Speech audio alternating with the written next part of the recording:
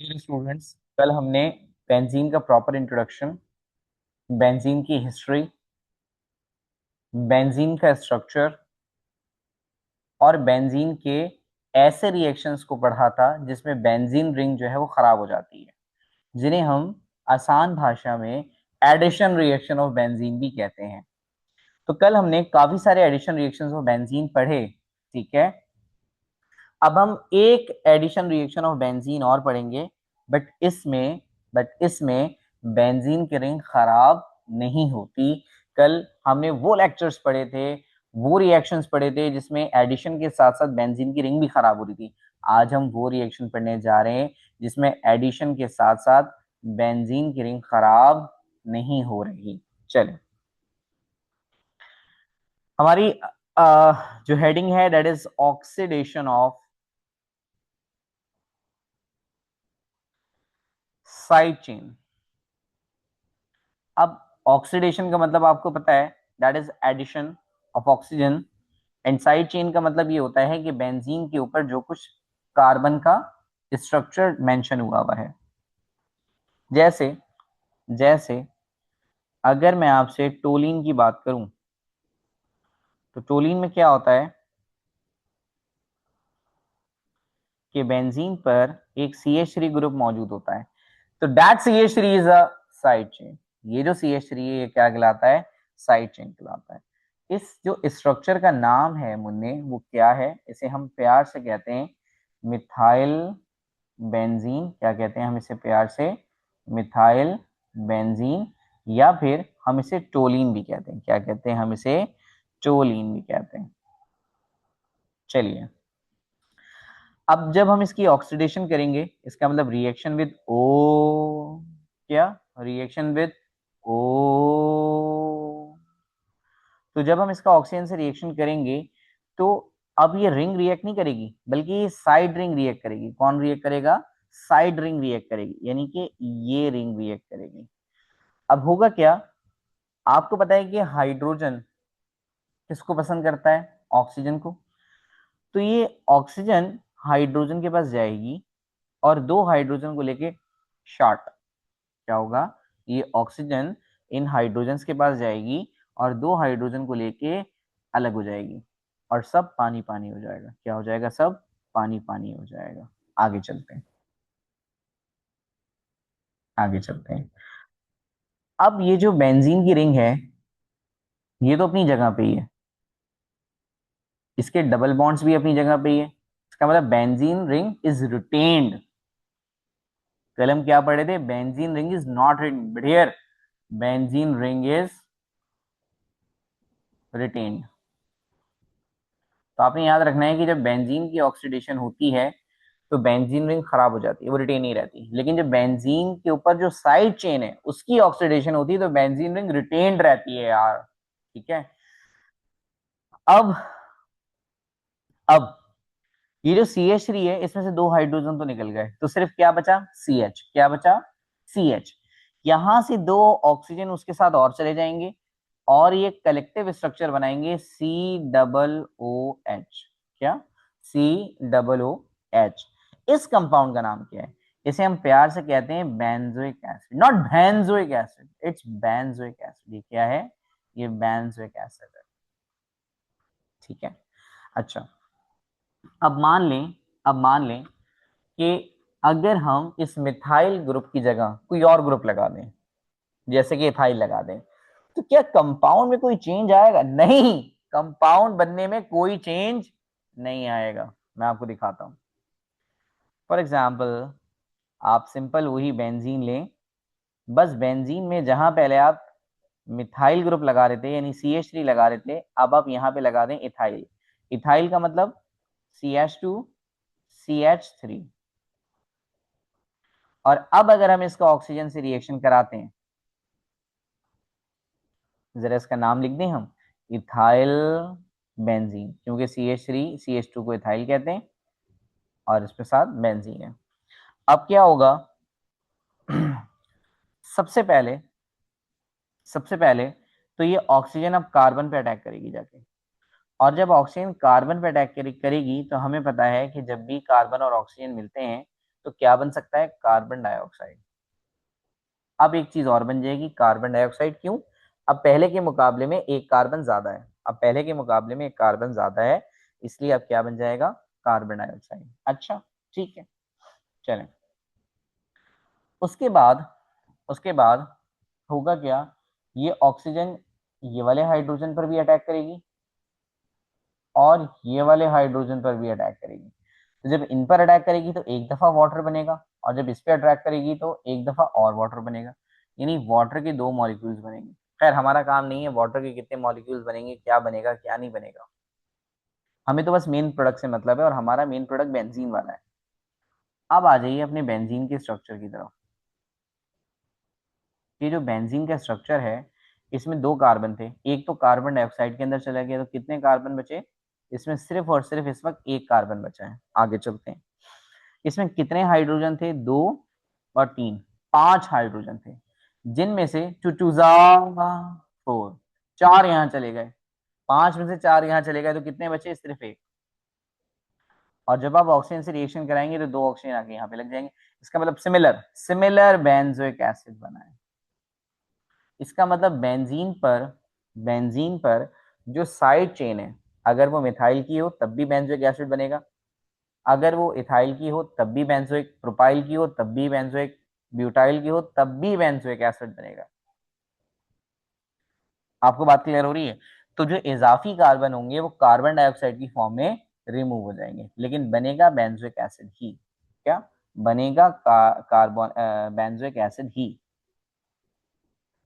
चलिए, अब हम जरा अपने काम को थोड़ा सा चेंज करने की कोशिश करते हैं। अच्छा, आप चाहें ना तो ऑक्सीजन को भी बैलेंस कर दें, जैसे अगर आप यहाँ देखें, यहाँ एक ऑक्सीजन है, यहाँ एक और एक दो इस्तेमाल हुए हैं, तो टोटल तीन कर दें।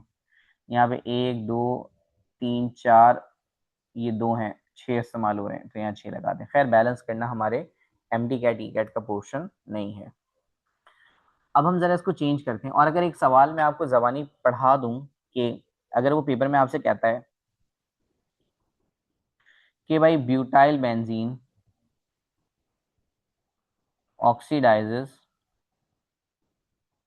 टू फॉर्म डैश, तो डैश में अपना नाम नहीं लिखना, डैश में अपना नाम नहीं लिखना, बल्कि तुम डैश में क्या लिखोगे, तुम लिखोगे बेंजोइक एसिड। क्या लिखोगे, बेंजोइक एसिड।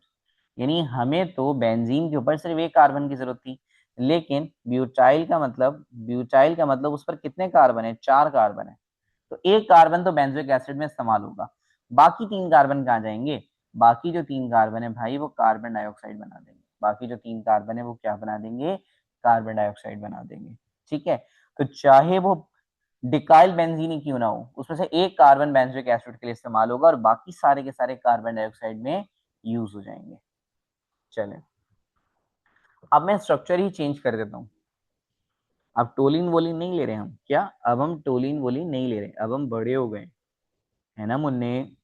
हम्म, अब हम क्या कर रहे हैं, अब हम बेंजीन के ऊपर भी सी एच थ्री लगा रहे हैं, और हम बेंजीन के नीचे भी सी एच थ्री लगा रहे हैं। ओ हो, कि क्या है, देखें, अगर आप इसे गौर से देखें तो वन टू थ्री फोर, तो बेंजीन के वन पे भी और फोर पे भी क्या लगा हुआ है, मिथाइल लगा हुआ है, तो one comma four di methyl, इसे हम क्या कहें, one comma four di methyl benzene. ये तो इसका एक सिंपल सा नेम हो गया, बट केमिस्ट्री की भाषा में, क्या केमिस्ट्री की भाषा में पता है, इसे कहते हैं जाइलीन। क्या कहते हैं, जाइलीन, जलील नहीं, जाइलीन। क्या कहते हैं इसे, जाइलीन कहते हैं, हाँ। अब ये जो जाइलीन है, ये कौन सा जाइलीन है, ये है पैराजाइलिन। ये क्या है, पैराजाइलिन। अब मैं आपको पैराजाइलिन की भी मतलब बताऊंगा, बट पहले मैं आपको ऑक्सीडेशन रिएक्शन तो समझा दूं। चलें, इसका जब हम ऑक्सीजन से रिएक्शन कराते हैं तो होगा क्या, अभी जो ऑक्सीजन है ये यहाँ जाके भी इंटरेक्ट करेगी हाइड्रोजन से, यहाँ जाके भी इंटरेक्ट करेगी, ये ऑक्सीजन यहाँ से भी दो हाइड्रोजन लेके सब पानी पानी कर देगी, यहाँ से भी दो हाइड्रोजन लेके सब पानी पानी कर देगी, तो दो बार पानी पानी होगा। कितनी बार होगा पानी पानी, दो बार पानी पानी होगा। आगे चलते हैं, अब ऊपर भी क्या बन जाएगा, वही बेंजोइक एसिड। अब तो आप चीते हो गए ना यार, मैं डायरेक्ट डायरेक्ट कर रहा हूँ, नीचे भी क्या बन जाएगा, बेंजोइक एसिड। कितने ऑक्सीजन तुमने इस्तेमाल करे, 2 वाटर में गए, 2 यहाँ गए, 2 यहाँ गए, 6 इस्तेमाल किए, तो आपने यहाँ 6 रख दिए। अब आप इसे क्या कहोगे भाई, अब आप इसे क्या कहोगे, इसे हम कहते हैं टेरेप्थैलिक एसिड। क्या कहते हैं हम इसे, टेरेप्थैलिक एसिड। क्या कहते हैं हम इसे, टेरेप्थैलिक एसिड। चलें,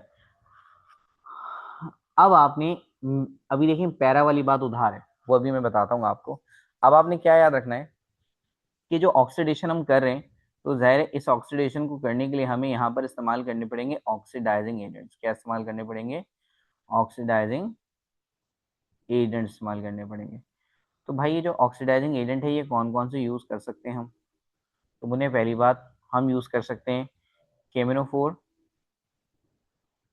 प्लस H2SO4। इसके अलावा हम यूज़ कर सकते हैं K2Cr2O7 प्लस H2SO4। इसके अलावा हम यूज़ कर सकते हैं डाइल्यूट HNO3। इन तीनों ही केमिकल्स को हम यूज़ कर सकते हैं, बट इसमें से जो मोस्ट कॉमन है वो पहला वाला है, ठीक है। अच्छा, अब इसको पढ़ते क्या है, ये एसिड है, दैट इज सल्फ्यूरिक एसिड। तो इस एसिड की वजह से इसका नाम लिखा जाता है एसिडिफाइड। क्या लिखा जाता है, एसिडिफाइड। और KMnO4 को पढ़ा जाता है पोटाशियम परमैंगनेट। क्या पढ़ा जाता है, पोटाशियम परमैंगनेट। तो पहले वाले जो मिक्सचर है उसका नाम है पोटाशियम परमैंगनेट।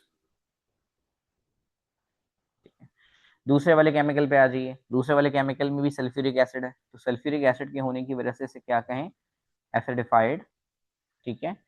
और इसे हम कहते हैं K2Cr2O7, दैट इज पोटाशियम डिक्रोमेट। अगर तोड़ तोड़ के पढ़ेंगे दैट इज डाइक्रोमेट, और वैसे तेज पढ़ेंगे तो डिक्रोमेट।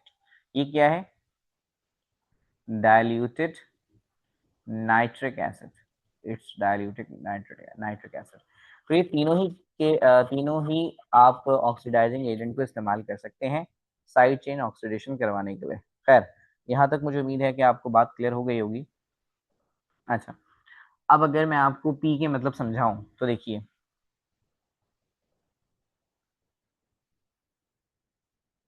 अगर एक बेंजीन मैं आपके लिए बनाऊं और मान लें कि इस बेंजीन पर यहाँ पर एक मेन ग्रुप लगा हुआ है, कोई भी ग्रुप लगा हुआ है, ठीक है, जी फॉर जनरल ग्रुप। अब ये जनरल ग्रुप कोई भी हो सकता है, मान लें chlorine, bromine, NO2, F, SO3S, CH3, C2H5, कोई भी ग्रुप हो सकता है, कोई भी ग्रुप हो सकता है। बस याद रखिएगा इस ग्रुप के बराबर वाली पोजीशंस, यानी कि ये दोनों, इस ग्रुप के बराबर वाली पोजीशंस यानी कि ये दोनों पोजीशंस, दीज आर एडजेसेंट। इन्हें क्या कहते हैं, एडजेसेंट। एडजेसेंट का मतलब होता है इंग्लिश में बराबर, बट ग्रीक में हम इसे कहते हैं ऑर्थो। ग्रीक में बराबर को हम क्या कहते हैं, ऑर्थो कहते हैं। तो अगर हम इंग्लिश की बेसिस पे नाम देते तो हम इसका नाम रखते हैं एडजेसेंट पोजीशन, बट हमने इसे ग्रीक में नाम दिया है, इसलिए एडजेसेंट का ग्रीक में नाम ढूंढा, तो एडजेसेंट को ग्रीक में कहते हैं ऑर्थो। तो इट्स ऑर्थो पोजिशन, ठीक है। ये ग्रुप के बराबर वाली पोजिशन है। अब आ जाए ग्रुप के बिल्कुल अपोजिट, ग्रुप के बिल्कुल ओपोजिट।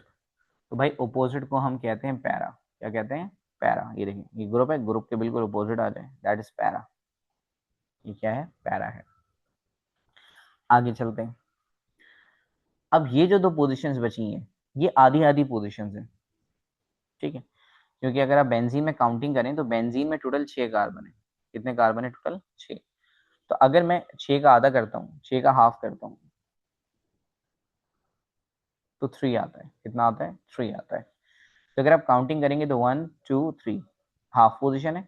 यहां से काउंटिंग करें, 1 2 3, ये भी हाफ है। तो इस हाफ को हमने जो ग्रीक में नाम दिया है वो नाम दिया है मेटा का। तो इसे हम कह रहे हैं मेटा पोजिशन, और इसे भी हम कह रहे हैं मेटा पोजिशन, और इन्हीं पोजिशंस को हम शॉर्ट में O, M और P कहते हैं। अच्छा, अब यहाँ पर एक MCQ जनरेट हो सकता है, वो आपसे पेपर में पूछ सकता है कि ऑर्थो पोजीशन कौन सी होती है। क्या पूछ सकता है, ऑर्थो पोजीशन कौन सी हो सकती है। बहुत आसान है, अगर आप काउंटिंग करेंगे तो काउंटिंग इज लाइक 1 2 3 4 5 6। तो ऑर्थो कहाँ लगा हुआ है, एक तो 2 पर है और एक 6 पर है, तो ऑर्थो पोजीशन इज 2,6। इसी तरह से अगर एग्जाम में वो आपसे पूछ सकता है कि भाई मेटा पोजीशन क्या है, तो हमें पता होनी चाहिए कि जो मेटा पोजीशन है वो मेटा पोजीशन कौन सी है। देखिए जरा, 3 पर आ रहा है एक मेटा और एक 5 पर आ रहा है, तो 3,5। इसी तरह से वो आपसे पूछ सकता है कि पैरा पोजीशन कौन सी है, पैरा पोजीशन।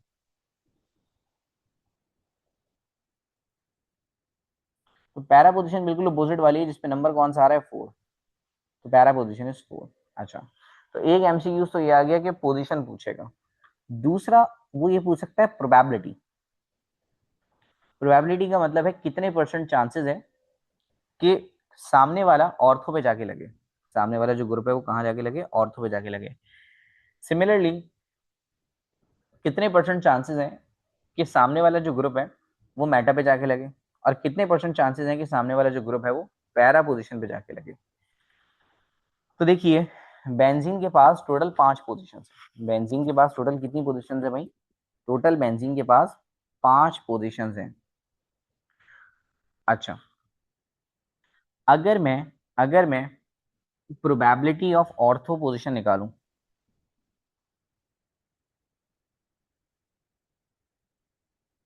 अगर प्रोबेबिलिटी ऑफ ऑर्थो पोजीशन निकालूं तो ये कितने परसेंट बनती है, जरा इसको देखते हैं। देखिए,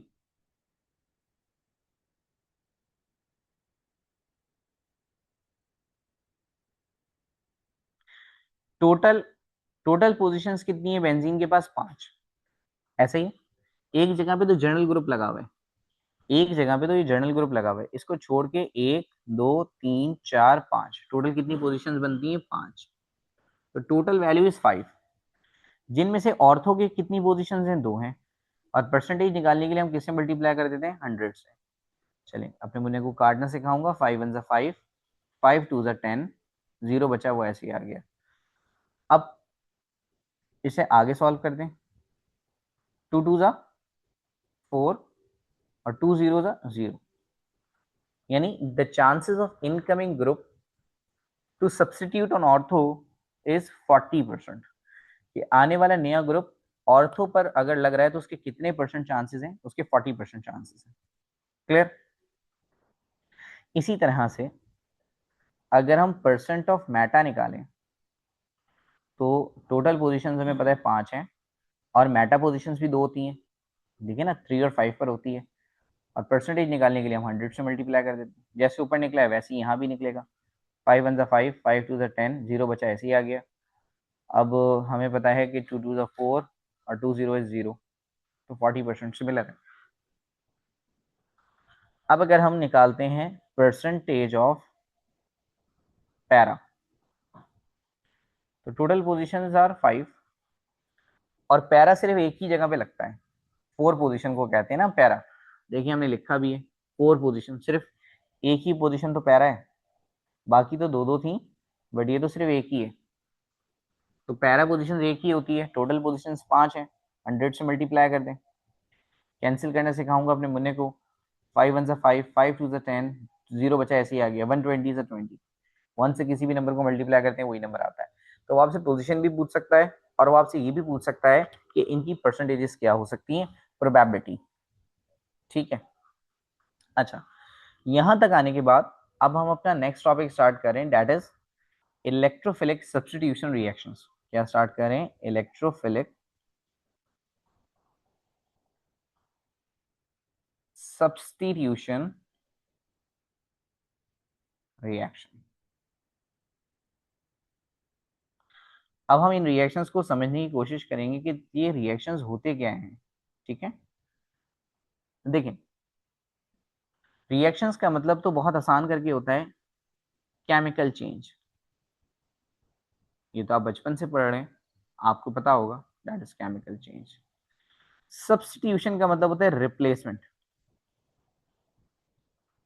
रिप्लेसमेंट का मतलब समझते हैं, आपको पहले से कोई अच्छा मिल गया तो आपने पुराने वाले बेचारे को छोड़ दिया।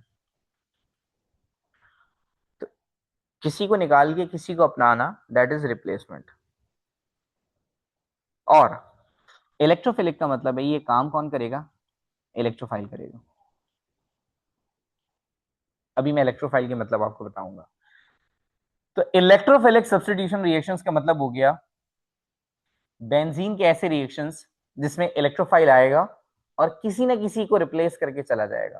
क्या, बेंजीन के ऐसे रिएक्शंस जिसमें इलेक्ट्रोफाइल आएगा और किसी ना किसी को रिप्लेस करके चला जाएगा। अगर हम प्रॉपर डेफिनेशन देखें, यानी रिएक्शंस इन विच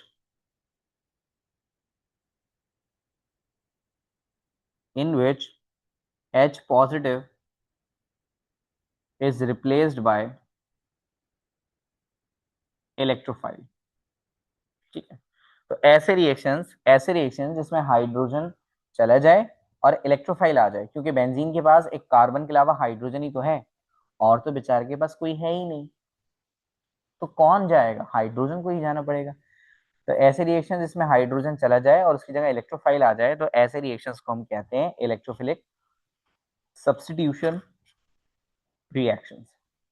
अब हम जल्दी से समझ लेते हैं कि इलेक्ट्रोफाइल के मतलब क्या होते हैं।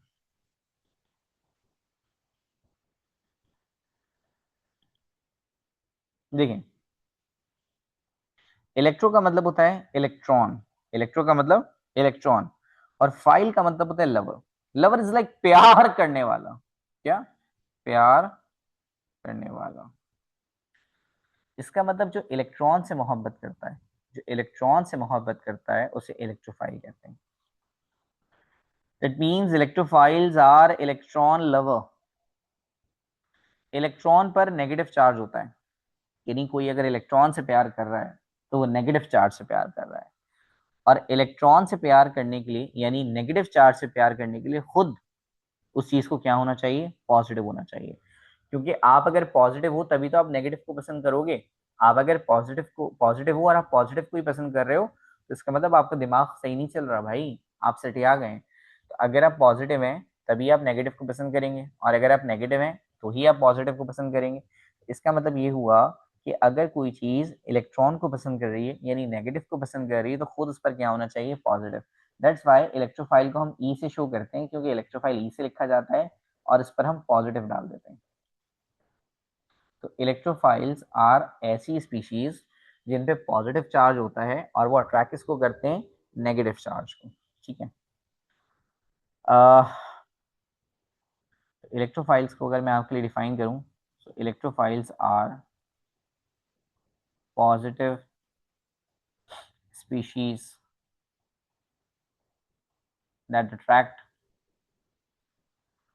Negative species. चलें, तो यहाँ तक हमने एक प्रॉपर इंट्रोडक्शन अपना कवर कर लिया। अब हम सबसे पहले ओरिएंटेशन पढ़ के इसकी कुछ टाइप्स को डिस्कस करेंगे, और साथ साथ हम इलेक्ट्रोफिलिक सब्स्टिट्यूशन रिएक्शंस को चलाना स्टार्ट करते हैं। ठीक है,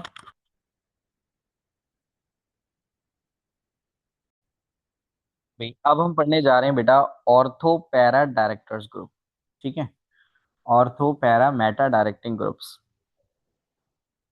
ortho para and Meta directing groups. बेटा सबसे पहली बात तो आपने याद रखना है कि ये ग्रुप्स जो हैं वो तीन तरह के होते हैं। अच्छा, अब तीन तरह के होते हैं कैसे। सबसे पहली कैटेगरी है ortho and para directors and activators. Ortho para directors and activators, ये पहली कैटेगरी हो गई। दूसरी कैटेगरी है ortho and para directors and deactivators. और तीसरी कैटेगरी है meta directors and deactivators. Meta directors and डीएक्टिवेटर्स।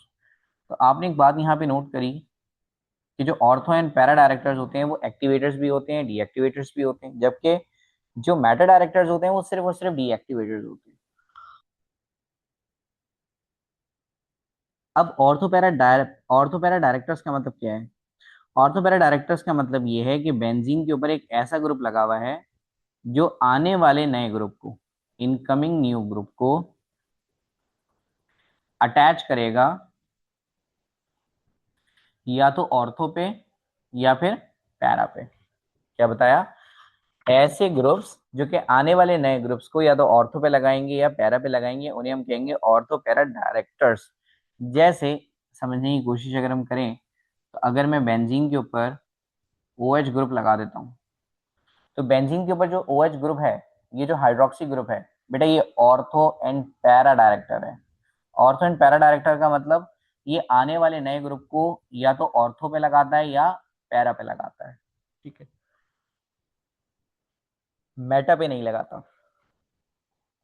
चलें, तो सबका जरा जल्दी जल्दी इंट्रोडक्शन देख लेते हैं। ये भी नए आने वाले ग्रुप को कहाँ लगेगा, लगाएगा इनकमिंग न्यू ग्रुप को कहाँ अटैच कर देगा, जल्दी बताएं। Attaches to ortho and para.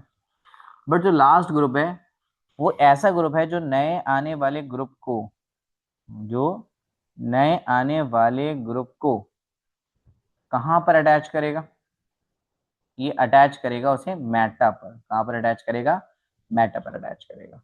तो हमने जो टर्म है हमारे पास ortho and para, director and activator, तो हमने डायरेक्टर तक तो बात समझ ली कि डायरेक्टर्स क्या हैं, जो आने वाले नए ग्रुप को डायरेक्शन देंगे ऑर्थो या पैरा की, आने वाले नए ग्रुप को डायरेक्शन देंगे ऑर्थो या पैरा की, आने वाले नए ग्रुप को डायरेक्शन देंगे मेटा की। That's it. आगे चलिए, एक्टिवेटर्स का मतलब क्या है? एक्टिवेटर्स का, ये जो ग्रुप हैं, ये जो ग्रुप्स हैं, ये ग्रुप्स इलेक्ट्रॉन डोनेटिंग ग्रुप्स होते हैं। कैसे होते हैं? Electron donating group. अब इलेक्ट्रॉन डोनेटिंग ग्रुप का क्या मतलब है? ये अपने इलेक्ट्रॉन डोनेट कर देते हैं, ये अपने इलेक्ट्रॉन डोनेट कर देते हैं किसको? बेंजीन की रिंग को। किसको डोनेट कर देते हैं? बेंजीन की रिंग को। क्योंकि ये अपने इलेक्ट्रॉन बेंजीन की रिंग को डोनेट कर देते हैं, इसलिए जो बेंजीन की रिंग होती है हमने, वो क्या हो जाती है? वो एक्टिव हो जाती है। एक्टिव होने का मतलब वो ज्यादा रिएक्शन कर सकती है पहले से, क्योंकि रिएक्शन होता है इलेक्ट्रॉन की मदद से। अब जो हम ग्रुप लगा हुआ था उसने अपने इलेक्ट्रॉन बेंजीन को दे दिए, तो बेंजीन के पास पहले से भी ज्यादा इलेक्ट्रॉन्स हो गए। इस वजह से बेंजीन जो है वो पहले से भी ज्यादा एक्टिव हो गया।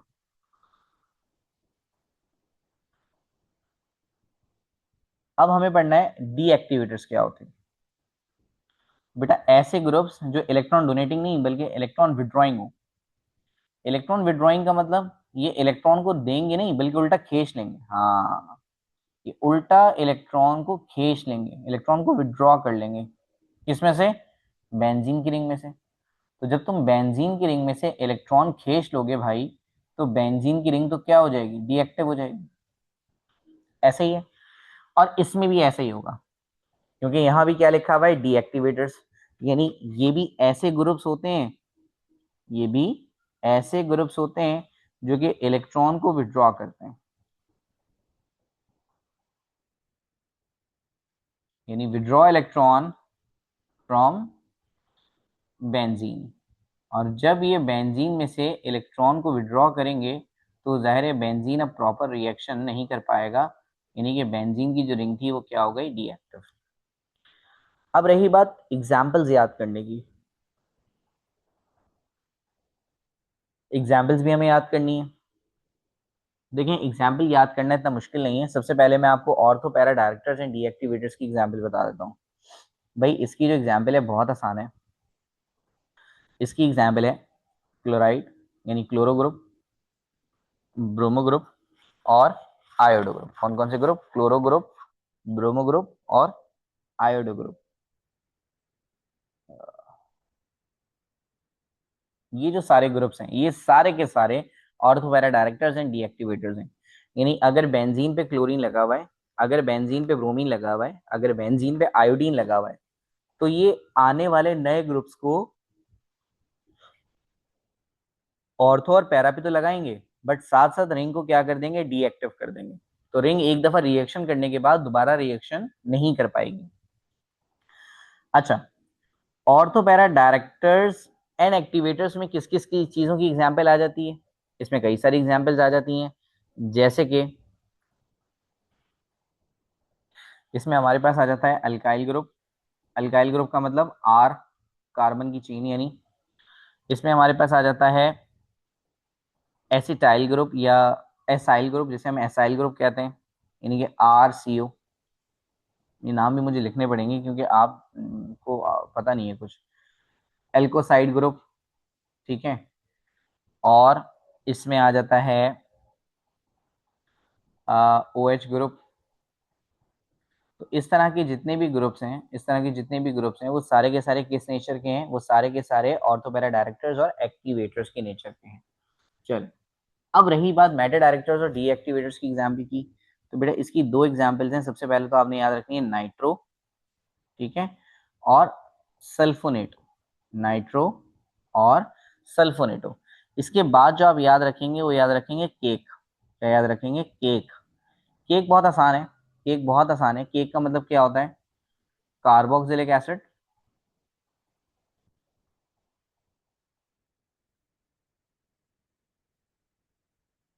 एल्डिहाइड, के for ketone and E for Easter. Carboxylic acid पर एक अलग चैप्टर है, एल्डिहाइड पर एक अलग चैप्टर है, कीटोन पर एक अलग चैप्टर है। ईस्टर सिलेबस में इंक्लूड नहीं है, बट जगह जगह वैसे ही ईस्टर का नाम हमारे सिलेबस में आता है। तो ये सारी एग्जाम्पल्स आपको याद होनी चाहिए, ठीक है। ये सारी की सारी एग्जाम्पल्स हमें याद होनी चाहिए।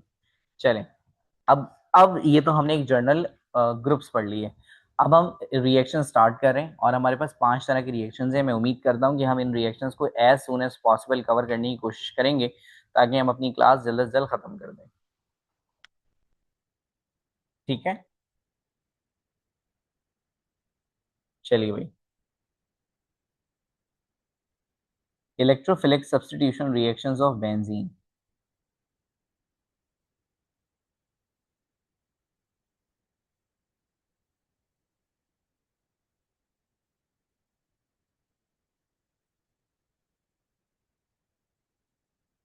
सबसे पहली हेडिंग जो हम कवर करने जा रहे हैं दैट इज हैलोजिनेशन। प्यारे बच्चों, हमें समझना पड़ेगा कि हैलोजिनेशन क्या होती है। मुने, हेलोजनेशन का मतलब होता है एडिशन ऑफ हैलोजन। क्या मतलब होते हैं इसके? Addition of halogen. हैलोजन का मतलब होता है क्लोरीन, ब्रोमीन या आयोडीन को ऐड करना। क्या? क्लोरीन, ब्रोमीन या आयोडीन को ऐड करना। चलिए आगे चलते हैं। अब हम वही अपना बेंजीन पे काम करते हैं। तो ये हो गई हमारी बेंजीन की रिंग, ठीक है। ये हो गई हमारी बेंजीन की रिंग। और हम बेंजीन की क्या कर रहे हैं? हम बेंजीन की हेलोजनेशन कर रहे हैं। अब हेलोजनेशन आप कई चीजों से कर सकते हो, जैसे क्लोरीन से कर सकते हो, आप ब्रोमीन से कर सकते हो, आप आयोडीन से कर सकते हो। ये आपके ऊपर है, आप इनमें से किसी भी मेथड के थ्रू ये काम कर सकते हो। अब मान लें कि हम यही जो काम हम कर रहे हैं वो हम क्लोरीन से कर लेते हैं, ठीक है। तो जब आप क्लोरीन से ये काम करेंगे तो कुछ भी नहीं है, बहुत आसान काम है। होगा क्या कि बेंजीन में आपको पता है हर एक जगह पे क्या मौजूद है? बेंजीन में आपको पता है कि हर एक जगह पर क्या मौजूद है? हर एक जगह पर हाइड्रोजन मौजूद है। तो बेंजीन में से हाइड्रोजन निकलेगा, ठीक है। बेंजीन में से हाइड्रोजन निकलेगा और वो हाइड्रोजन जो है वो इस क्लोरीन से जाके मिलेगा और मिलने के बाद ये दोनों मिलके क्या बना देंगे? HCl। अच्छा, काफी दूर हो गया ना, करीब कर दें इनको। HCl। अब हमने 2 क्लोरीन इस्तेमाल किए थे, तो वो जो 2 क्लोरीन थे उनमें से एक तो H के साथ भाग गया, दूसरा वाला क्या करेगा? इस बेंजीन के पास जाके लग जाएगा और ये बन जाएगा क्लोरोबेंजीन। क्या बन जाएगा? ये क्लोरोबेंजीन बन जाएगा। इसी तरह से आप अगर आयोडीन से रिएक्ट करते तो वो आयोडोबेंजीन बन जाता, और अगर आप रिएक्ट करते ब्रोमीन से तो वो क्या बन जाता? ब्रोमोबेंजीन बन जाता। यानी काम सेम है, बिल्कुल काम सेम है। अच्छा, अब यही काम जो हमने बेंजीन के साथ किया है, अगर यही काम हम किसी और के साथ करें तो? यही काम अभी जो हमने बेंजीन के साथ किया है, अगर यही काम हम किसी और के साथ करें तो? जैसे मान लें मान लें यही काम हम कर लेते हैं टोलिन के साथ।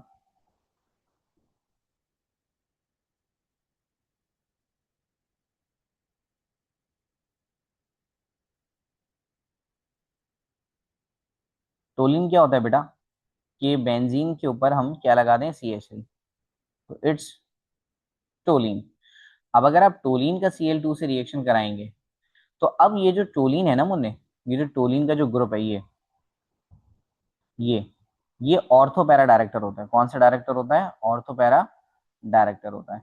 ऑर्थो पैरा डायरेक्टर का मतलब ये आने वाले नए ग्रुप को कहाँ लगाएगा, या तो ऑर्थो पे लगाएगा या फिर पैरा पे लगाएगा। तो हम दोनों पे लगवा के देखेंगे, ऑर्थो पे भी और पैरा पे भी। ये आने वाले नए ग्रुप को या तो ऑर्थो पे लगाएगा, एक हम बना रहे हैं ऑर्थो के लिए, और एक हम बना रहे हैं कहाँ के लिए, पैरा के लिए। तो ये तो टोलिन है, ओरिजिनल टोलिन। क्योंकि ये ऑर्थो पैरा डायरेक्टर है तो एक दफा ये आने वाले नए ग्रुप को कहाँ लगा देगा, ऑर्थो पे। यही है ऑर्थो भाई। क्लोरीन एक दफा ऑर्थो पे लग जाएगा और क्लोरीन एक दफा कहाँ लग जाएगा, पैरा पे लग जाएगा। अच्छा, अब ये बेंजीन यानी टोलिन कितनी दफा इस्तेमाल हुआ, 2 दफा, इसलिए बैलेंस करने के लिए यहाँ 2 लगा दीजिए। इस कंपाउंड का नाम क्या होगा, इस कंपाउंड का नाम होगा ऑर्थोक्लोरोबेंजीन। क्या नाम होगा, ऑर्थोक्लोरो, सॉरी यहाँ पे CH3 तो हम टोलिन कह देते हैं इसे, ऑर्थोक्लोरोटोलिन।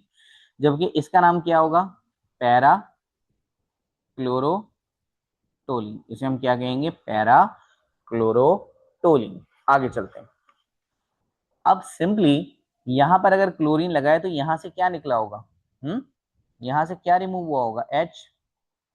और यहां भी क्लोरीन लगाया है तो यहां से भी क्या रिमूव हुआ होगा, H। इस वक्त ये 2 H सिस्टम के अंदर घूम रहे होंगे क्योंकि हम सब्स्टिट्यूशन रिएक्शन पढ़ रहे हैं। मैंने आपको बताया था इलेक्ट्रोफाइल आएगा, बट कौन निकल जाएगा, हाइड्रोजन निकल जाएगा।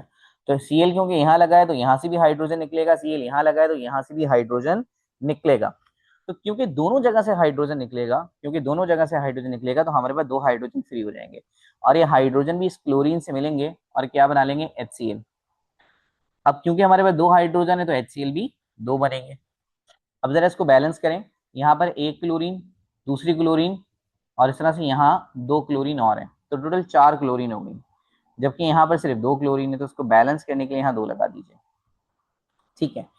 अब अगर यही काम, मान लीजिए यही काम अगर हम फिनोल के साथ करें, जो कि थोड़ा सा मुश्किल है, यही काम अगर हम फिनोल के साथ करें तो थोड़ा सा मुश्किल है, बट हम फिर भी इजीली इसको मैनेज कर लेंगे।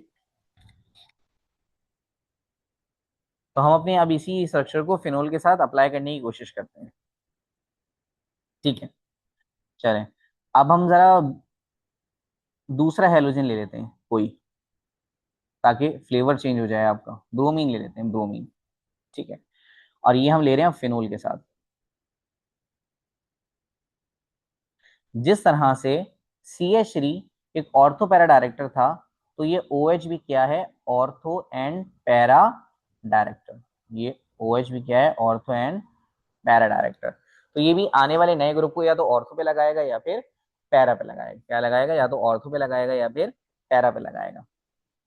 चलिए, अब हम ये जो ब्रोमीन यूज करें ना मुन्ने, इस ब्रोमीन को हमने डिसॉल्व किया है CCl4 में। किसमें डिसॉल्व किया भाई, CCl4 में, यानी कार्बन टेट्राक्लोराइड। इसका क्या नाम है, कार्बन टेट्राक्लोराइड। और कार्बन टेट्राक्लोराइड को बेहोश करने के तौर पे भी इस्तेमाल किया जाता है, यानी ये एनास्थीजिया है। ये क्या है, एनास्थीजिया। इसका एक यूज ये भी है कि ये एनास्थीजिया है। एनास्थीजिया का मतलब समझते हो आप, जिसको हम, बोलो, जिसको हम बेहोश करने के लिए इस्तेमाल करें,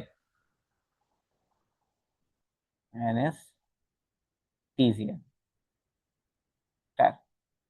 चलें, अब हमने इसको CCl4 में डिजोल्व किया। मुझे CCl4 में ये ब्रोमीन जो है वो इतने अच्छे से डिजोल्व नहीं होता।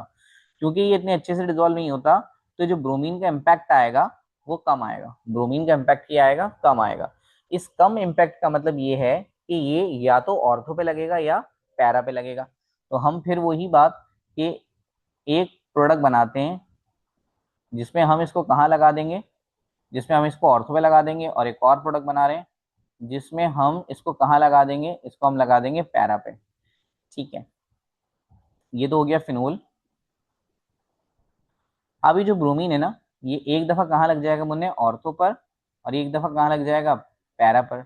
चलें अब इनके नाम रखने की बारी है। इसका नाम क्या होगा, ऑर्थो ब्रोमोफेनोल। क्या नाम होगा, ऑर्थो ब्रोमोफेनोल। इसका नाम क्या होगा, पैरा ब्रोमोफेनोल। अच्छा, आगे चलते हैं। अब हमें इतनी बात पता है कि जहां से इलेक्ट्रोफाइल आके अटैच होता है वहां से हाइड्रोजन भी निकलता है। तो ऑर्थो पे भी से भी निकलेगा और पैरा से भी निकलेगा। तो जब इन दोनों जगहों से हाइड्रोजन निकलेगा और वो हाइड्रोजन किससे मिलेगा, जाके बीआर से, तो वो क्या बना लेगा, एच बी आर। अब कितने हाइड्रोजन थे, दो, तो एच बी आर भी दो बनेंगे। अगर इसको बैलेंस करें, एक और एक, दो ब्रोमीन, यहाँ पे भी दो ब्रोमीन, टोटल कितने ब्रोमीन हो गए, चार ब्रोमीन हो गए। यहाँ पर दो है तो बैलेंस करने के लिए यहाँ पे दो आ जाएगा। अच्छा, और आगे चलते हैं। अब जो हमने ब्रोमीन को CCl4 में डिजोल्व किया था, अब हम ब्रोमीन को CCl4 में डिजोल्व नहीं कर रहे, बल्कि हम ब्रोमीन को वाटर में डिजोल्व करके दे रहे हैं। किसमें डिजोल्व करके दे रहे हैं, हम इसको वाटर में डिजोल्व करके दे रहे हैं। चलें अब जरा हम फिनोल बनाते हैं एक दफा फिर।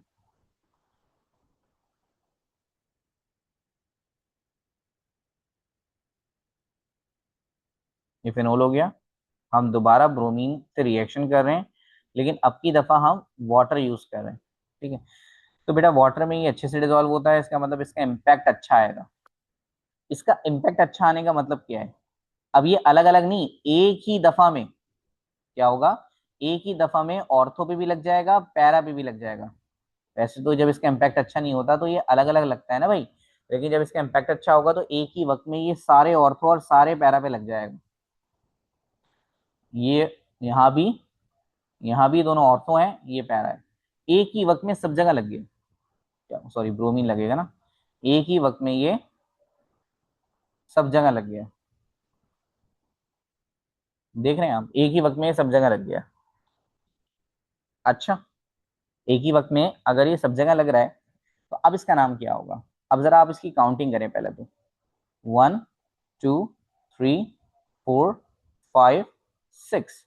तो आप इसे क्या कहेंगे, 2 4 6। क्यों कहा आपने, क्योंकि टू पर भी ब्रोमीन है, फोर पे भी ब्रोमीन है और सिक्स पे भी ब्रोमीन है, तो 2 4 6 ट्राई ब्रोमो।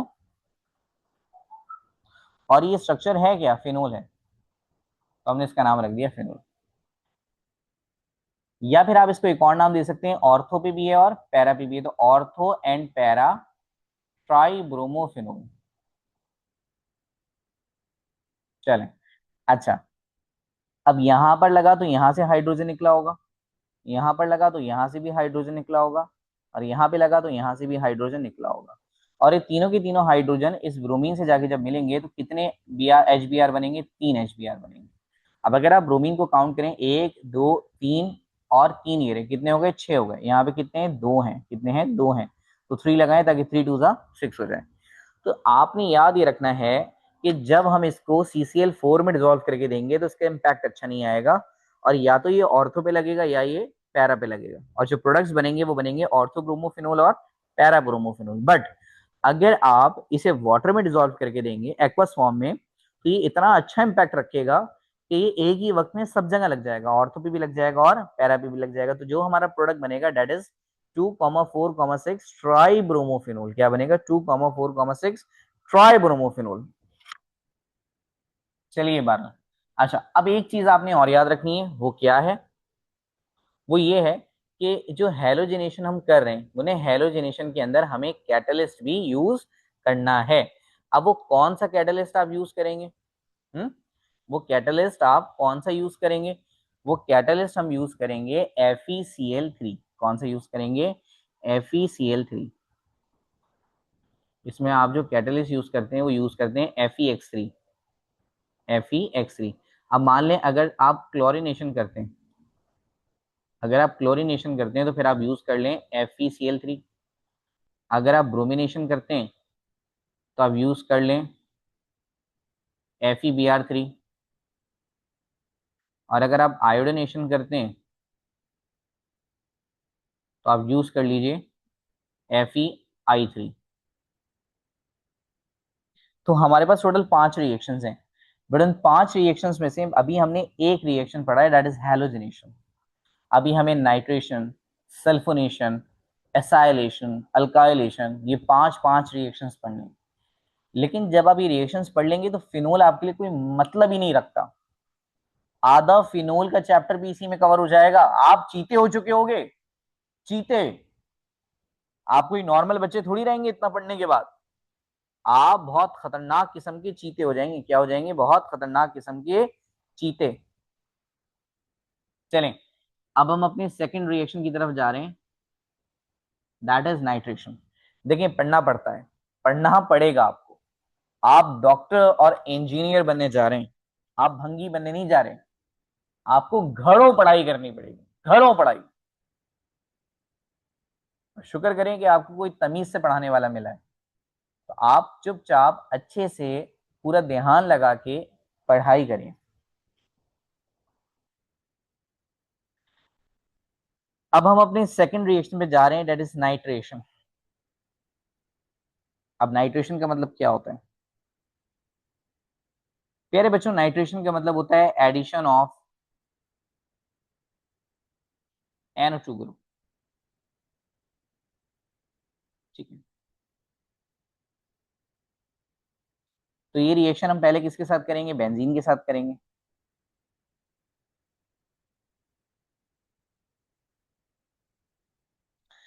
अच्छा, इसमें हम कौन सा केमिकल यूज करते हैं? इसमें हम HNO3 यूज करते हैं। कौन सा यूज करते हैं? HNO3। तो बेटा कैटलिस्ट कौन सा यूज करोगे? याद रखिएगा, कैटलिस्ट हम यूज करते हैं इसमें कंसंट्रेटेड सल्फ्यूरिक एसिड। क्या यूज करते हैं? Concentrated sulphuric acid. क्या यूज करते हैं हम? Concentrated sulphuric acid. लाजमी यही याद रखना है, क्या यूज करते हैं? Concentrated sulphuric acid, concentrated sulphuric acid.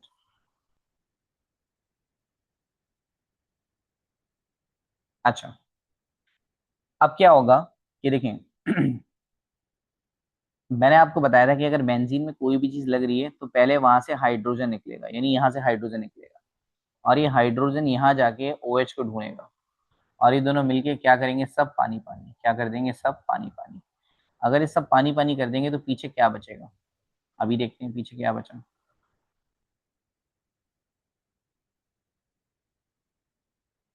अच्छा, अगर हमने इसमें से OH निकाल दिया पानी में डालने के लिए तो पीछे क्या बचा? एक H निकाल दिया, H तो नहीं बचा। N तो नहीं निकाला ना, N बचा। O तीन थे, एक OH में गया है, दो बचे। क्या बचा? NO2 बचा।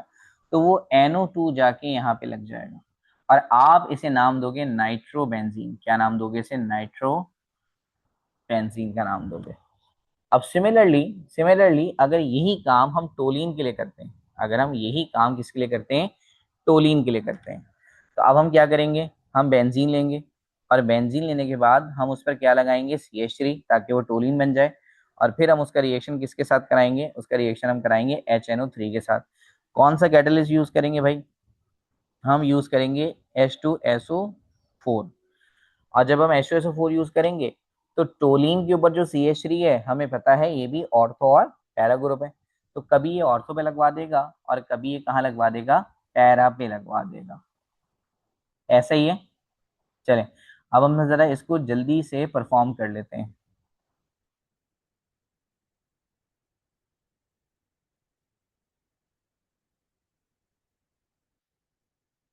हाँ,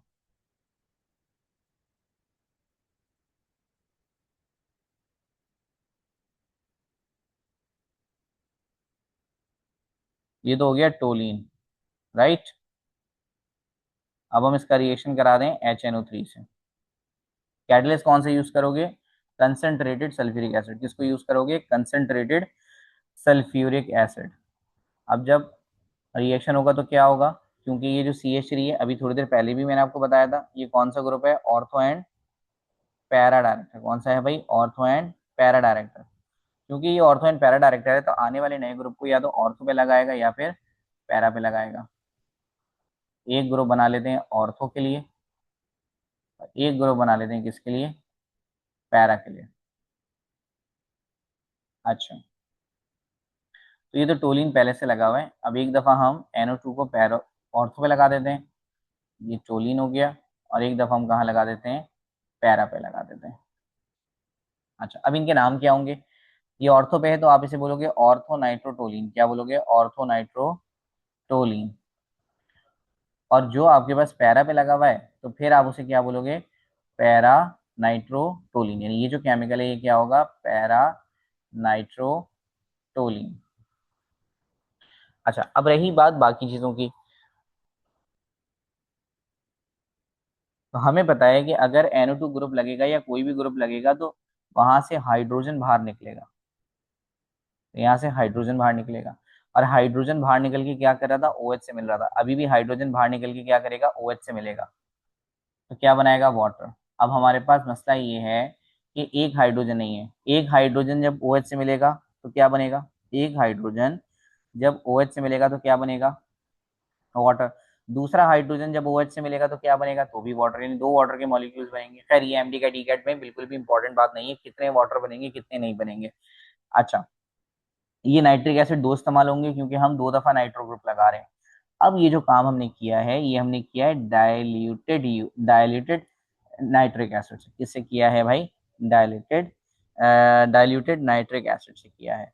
बट अगर हम ये डाइल्यूट नाइट्रिक एसिड इस्तेमाल ना करें बल्कि इसकी जगह हम कौन सा एसिड इस्तेमाल करें? कंसंट्रेटेड। कौन सा इस्तेमाल करें? कंसंट्रेटेड।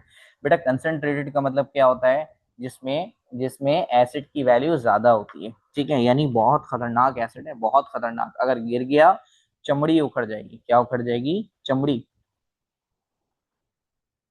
तो हम दोबारा टोलिन ले रहे हैं और टोलिन का रिएक्शन करा रहे हैं HNO3 से। बट अब हम जो HNO3 यूज कर रहे हैं मुन्ने वो कौन सा है? वो कंसंट्रेटेड है, खतरनाक किस्म का। अब क्या होगा? एक ही वक्त में ऑर्थो पे भी चीजें लग जाएंगी और पैरा पे भी चीजें लग जाएंगी। ठीक है, एक ही वक्त में ऑर्थो पे भी लग जाएंगी। ये तो हमारा टोलिन हो गया। एक ही वक्त में दोनों ऑर्थो पे और उसी वक्त में पैरा पे भी। अब इसका नाम क्या होगा? इसका नाम होगा सिंपल 2,4,6। क्योंकि नंबरिंग अगर हम करें 1 2 3 4 5 6 तो 2 पर है, 4 पे है, 6 पे है। तो 2,4,6 तीन है इसलिए ट्राई। NO2 का नाइट्रो कहते हैं और ये है क्या? टोलिन है। तो इट्स 2,4,6 ट्राई नाइट्रोटोलिन। क्लियर? यहां तक तो बात हो गई। इसके अलावा आप इसे क्या कहते हैं शॉर्ट में? ठीक है, ऑर्थो ऑर्थो पैरा। तो हम इसे कहते हैं ortho and para try nitrotoluene. अच्छा, अब अगर हम इसको शॉर्ट फॉर्म में लिखें तो टी। टी से आ रहा है पहला लफ्ज, यानी ट्राई। ट्राइस टी से आ रहा है। फिर नाइट्रो एन से आ रहा है। फिर टोलिन टी से आ रहा है। तो उसको शॉर्ट में कहते हैं TNT। TNT क्या है? TNT डायनामाइट है भाई। डायनामाइट इज बारूद। ओ हो, बारूद है ये। समझे? हाँ, इससे तुम लड़ाई कर सकते हो। हाँ, किसी भी चीज को उड़ा सकते हो। समझ गए? चलो भाई, अब ये जो काम हमने किया है अब यही काम हम किसके साथ करेंगे? फिनोल के साथ करेंगे। 2 मिनट में कर देंगे। कैसे कर देंगे? 2 मिनट में कर देंगे। चलो जल्दी से।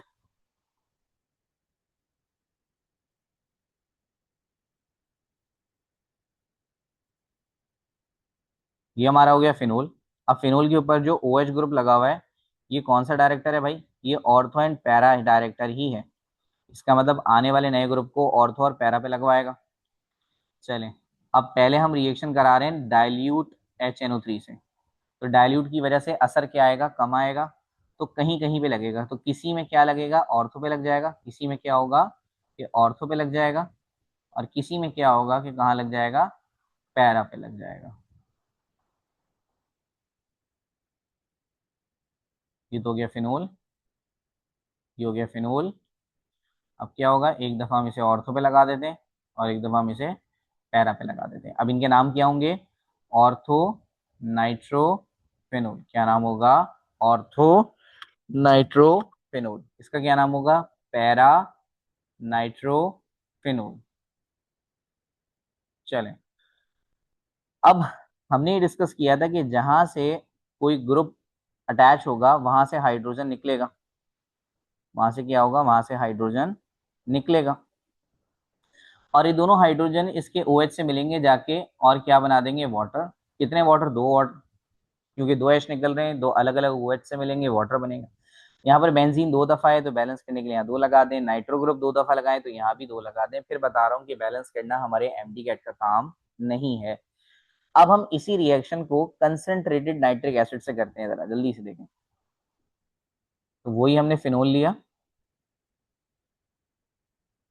Phenol is an ortho para director, is ortho para director. HNO3 से रिएक्शन कर रहे हैं, बट अब कंसंट्रेटेड HNO3 से रिएक्शन कर रहे हैं। जब आप इसका कंसंट्रेटेड HNO3 से रिएक्शन करेंगे तो क्या होगा कि बेटा एक ही वक्त में ये ऑर्थो पे भी लग जाएगा और पैरा पे भी लग जाएगा। तो ये तो हो गया हमारा फिनोल, एक ही वक्त में आएगा, ऑर्थो को भी निशाना बनाएगा और पैरा को भी निशाना बनाएगा।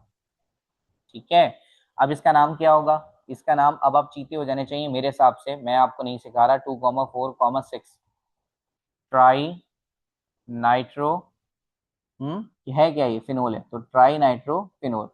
और प्यार से बेटा, प्यार से इसको, प्यार से हम कहते हैं पिक्रिक एसिड। क्या कहते हैं, पिक्रिक एसिड। चले, अब हमारे पास क्या चीज बची है। अब हमें पता है कि यहाँ से हाइड्रोजन निकला, यहाँ से हाइड्रोजन निकला, यहाँ से हाइड्रोजन निकला। जब इन तीनों जगह से हाइड्रोजन निकले तो वो जाके इससे मिलेंगे भी तो सही ना, OH से। और तीन हाइड्रोजन अलग अलग OH से मिलके तीन वाटर के मॉलिक्यूल बनाएंगे। NO2 क्योंकि हम तीन दफा लगा रहे हैं तो नाइट्रिक एसिड भी हमें तीन दफा लेना पड़ेगा।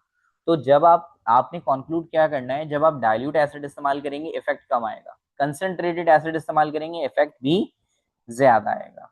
ठीक है, जबकि आप हेलोजनेशन में क्या देख रहे थे, अगर CCl4 में डिजोल्व करेंगे इफेक्ट कम आएगा, अगर वाटर में डिजोल्व करेंगे केमिकल को इफेक्ट ज्यादा आएगा। तो अभी तक हमने अपने दो रिएक्शंस कवर कर लिए हैं, अब मैं आपको गैप दे रहा हूँ 5 मिनट का, और 5 मिनट के बाद हम आगे की तरफ मूव करेंगे इंशाल्लाह। मेरे बच्चों, अब हम अपनी थर्ड हेडिंग स्टार्ट कर रहे हैं, दैट इज सल्फोनेशन। और सल्फोनेशन का मतलब होता है addition of SO3H, that is sulphonating group. हम क्या कहते हैं, सल्फोनेटिंग ग्रुप। SO3H को हम कहते हैं सल्फोनेटिंग ग्रुप। चलिए जी, अब हम वही सिंपल बेंजीन से अपना काम स्टार्ट करेंगे। और बेंजीन का रिएक्शन हम किससे करा देते हैं, SO3 के साथ। किससे करा देते हैं मुन्ने, SO3 के साथ। अच्छा,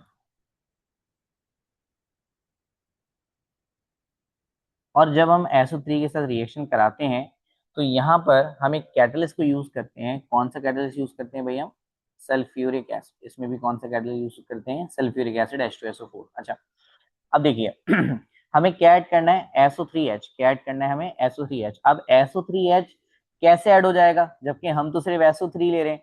तो हमें इतनी बात पता है कि जब भी बेंजीन के अंदर कोई चीज सब्स्टिट्यूट होती है तो बदले में हाइड्रोजन निकलता है। वो हाइड्रोजन यहाँ आके लगेगा और ये क्या बन जाएगा, SO3H।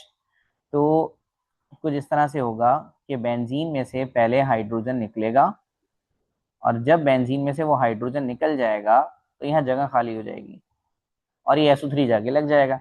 अब वो जो निकला हुआ हाइड्रोजन है वो भी इसी के पीछे जाके लग जाएगा। ठीक है, और इसे हम क्या बोलेंगे, बेंजीन सल्फोनिक एसिड। क्या कहते हैं हम इसे, बेंजीन सल्फोनिक एसिड। चलें, अब यही काम जल्दी से हम किसके साथ कर लेते हैं, टोलिन के साथ। अच्छा, ये जो काम मैंने किया ना, ये आप सल्फ्यूरिक एसिड के साथ भी कर सकते हैं, बट फिर उसमें आपको टेम्परेचर यूज करना पड़ता है। ये जो काम मैंने SO3 की प्रेजेंस में किया तो ये काम रूम टेम्परेचर पर हो जाता है। बट अगर इसी के बजाय आप इसे SO3 की जगह H2SO4 से रिएक्ट करा दें, ये काम तब भी हो जाएगा, बट आपको यहाँ पे 50 to 60 डिग्री सेंटीग्रेड का टेम्परेचर यूज करना पड़ेगा। ठीक है, तो नॉर्मली हम फ्यूमिंग से ही रिएक्शन कराते हैं, यानी SO3 से ही रिएक्शन करा देते हैं क्योंकि रूम टेम्परेचर पर इजीली हो जाता है। अब यही रिएक्शन हम किसके साथ प्रोसीड करेंगे, टोलिन के साथ। तो टोलिन को ले आइए। टोलिन क्या होता है कि बेंजीन के साथ क्या मौजूद है, CH3। बेंजीन के साथ क्या मौजूद है भाई, CH3। अब हम इस टोलीन का रिएक्शन करा रहे हैं किसके साथ, SO3 के साथ। अब क्या होगा कि कभी प्रोडक्ट लग जाएगा ऑर्थो पे और कभी प्रोडक्ट क्या लग जाएगा, पैरा पे, जैसा अभी तक आप देखते हुए आए हैं। ऐसा ही है, अभी तक आप यही देखते हुए हैं ना कि कभी बनेगा ऑर्थो पे तो कभी बनेगा पैरा पे। तो बिल्कुल ऐसा ही होगा। एक दफा हम ले लेते हैं ऑर्थो के लिए प्रोडक्ट को।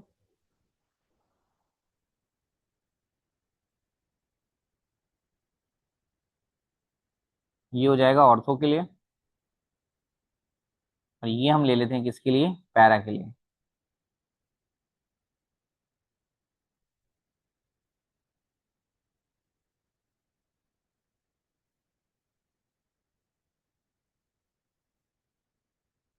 ये आ गया पैरा के लिए। अब हम अपने ग्रुप लगा देते हैं, रिस्पेक्टिव ग्रुप, जो कि क्या है, SO3H। यहाँ भी क्या लगा दें, SO3H। बेंजीन दो इस्तेमाल हुए इसलिए यहाँ दो, SO3 भी दो दफा इस्तेमाल हुआ इसलिए यहाँ भी दो मेंशन कर दिया हमने। अच्छा, अब इन प्रोडक्ट्स के नाम क्या है, इसे हम क्या बोलेंगे, इसे हम कहेंगे, देखें, असल में तो ये जो है ना वो नाम इसका टोलिन होना चाहिए था, बट हम इसे बेंजीन सल्फोनेट बोलेंगे। क्या बोलेंगे, बेंजीन सल्फोनेट।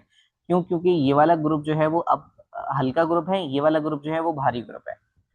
तो हम इसे ये बोलेंगे कि ये ऑर्थो पर तो है, लेकिन ऑर्थो करके ऐसे बताएंगे कि इट्स ऑर्थो मिथाइल, यानी बराबर में CH3 लगा हुआ है, तो ऑर्थो मिथाइल, ये बेंजीन है, ऑर्थो मिथाइल बेंजीन। और SO3H की वजह से हमने इसे नाम दे दिया सल्फोनेट का। ठीक है।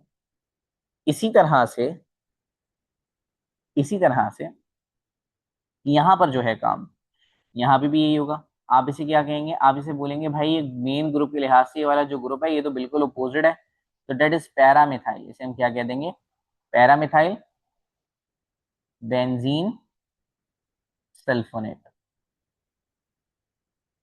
अब इसमें से जो पहला वाला प्रोडक्ट है इसे आप बोलेंगे मेजर प्रोडक्ट। क्या बोलेंगे, मेजर प्रोडक्ट। क्यों, क्योंकि इसकी क्वांटिटी ज्यादा होगी, इसकी क्वांटिटी क्या होगी, ज्यादा। और इसे आप बोलेंगे माइनर प्रोडक्ट। क्यों, क्योंकि इसकी क्वांटिटी कम होगी।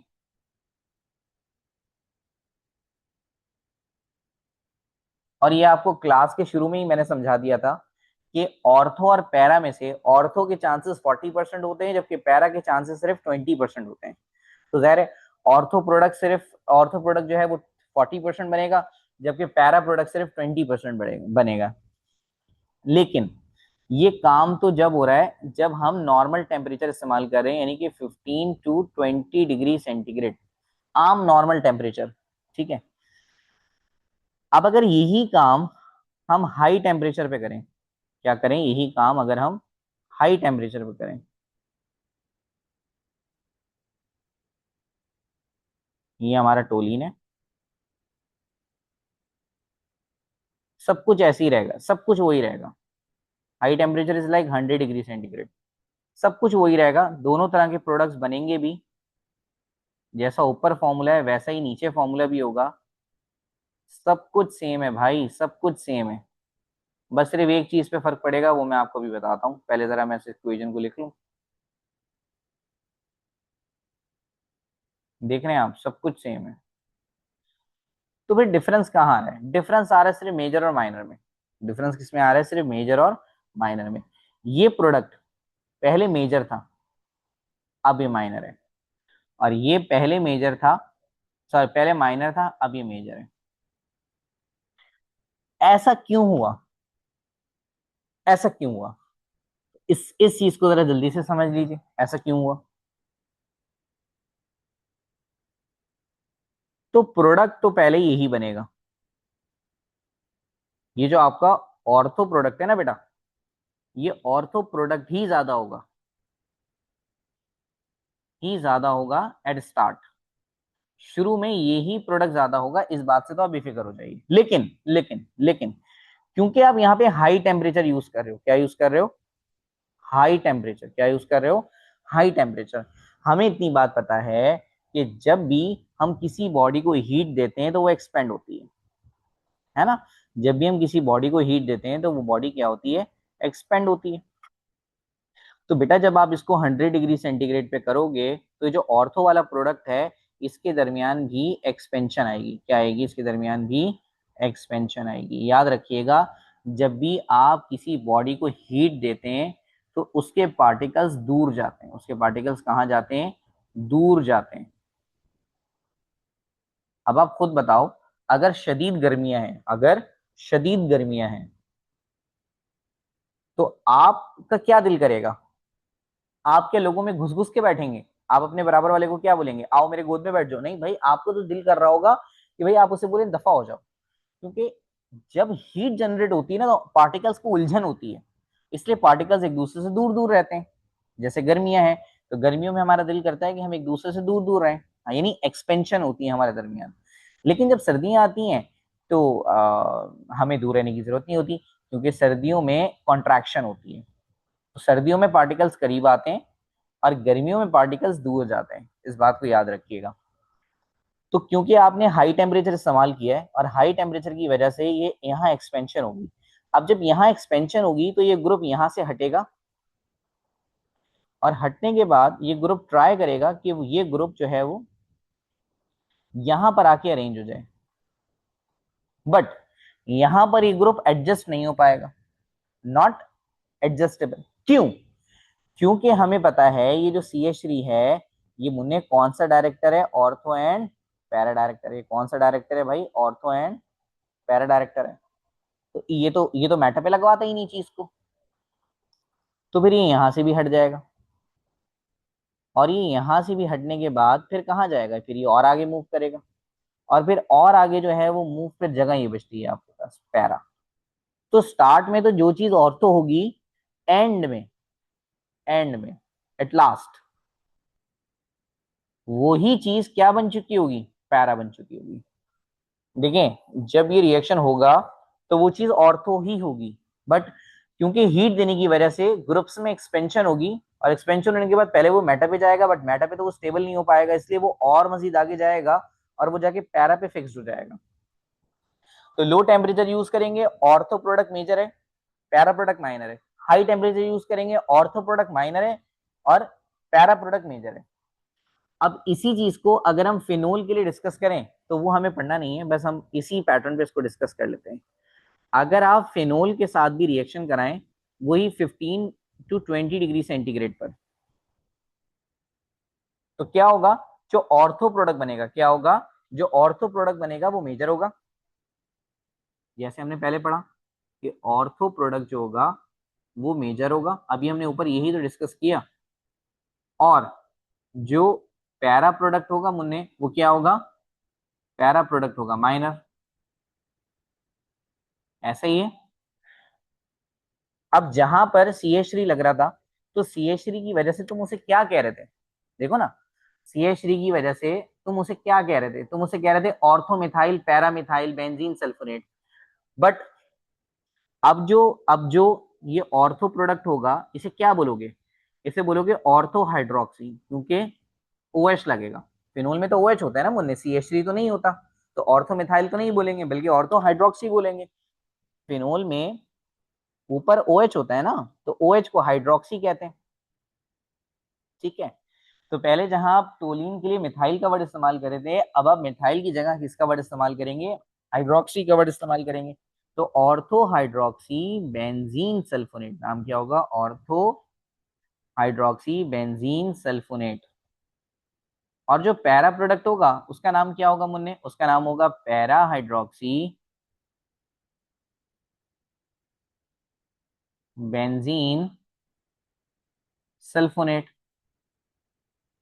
और जब आप इसी काम को, फिनोल के इसी रिएक्शन को 100 डिग्री सेंटीग्रेड पर परफॉर्म करवाएंगे तो मुन्ने जो ऑर्थो प्रोडक्ट पहले मेजर था, अब वो, मेजर का मतलब ज्यादा बन रहा था, अब वो कम बनेगा, अब वो माइनर कहलाएगा।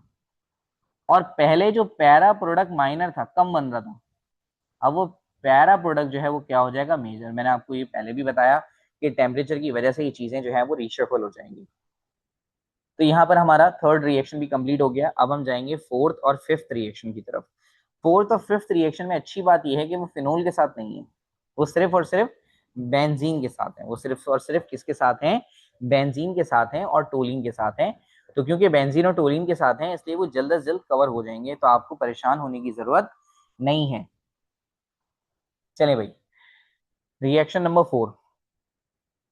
Reaction number 4 is acylation, and इस एसाइलेशन का पूरा नाम है फ्राइडल क्राफ्ट एसाइलेशन। ये दो साइंटिस्ट हैं जिन्होंने मिलकर काम किया, एक का नाम है फ्राइडल और एक का नाम है क्राफ्ट। अच्छा, अब हम इसमें क्या चीज ऐड करते हैं, एसाइलेशन में हम क्या चीज ऐड करते हैं, आर सी ओ को ऐड करते हैं। किसको ऐड करते हैं, आर सी ओ को, जिसको अगर मैं आपको खोल के दिखाऊं तो R C double bond O, ये ऐसे बनता है। ठीक है, हाँ, हम इस चीज को ऐड करते हैं।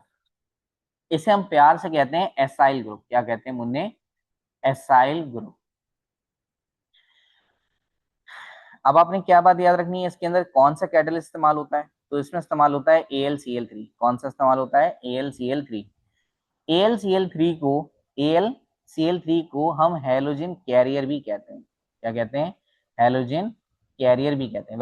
वैसे तो इसका नाम है एल्यूमिनियम क्लोराइड। क्या है इसका नाम, एल्यूमिनियम क्लोराइड, लेकिन हम इसे हैलोजन कैरियर भी कहते हैं। अगर एग्जाम में वो आपसे पूछे भाई हैलोजन कैरियर किसे कहते हैं, तो बहुत सारे ऑप्शंस होंगे, उसमें से आप एल्यूमिनियम क्लोराइड पे टिक कर दीजिएगा, और अगर फॉर्मूलाज गिवन है तो फिर AlCl3 पर आप टिक कर दीजिएगा। चलें, अब हम अपने काम को मजीद आगे बढ़ा रहे हैं, और अब हम वही एक बेंजीन को सपोज कर रहे हैं,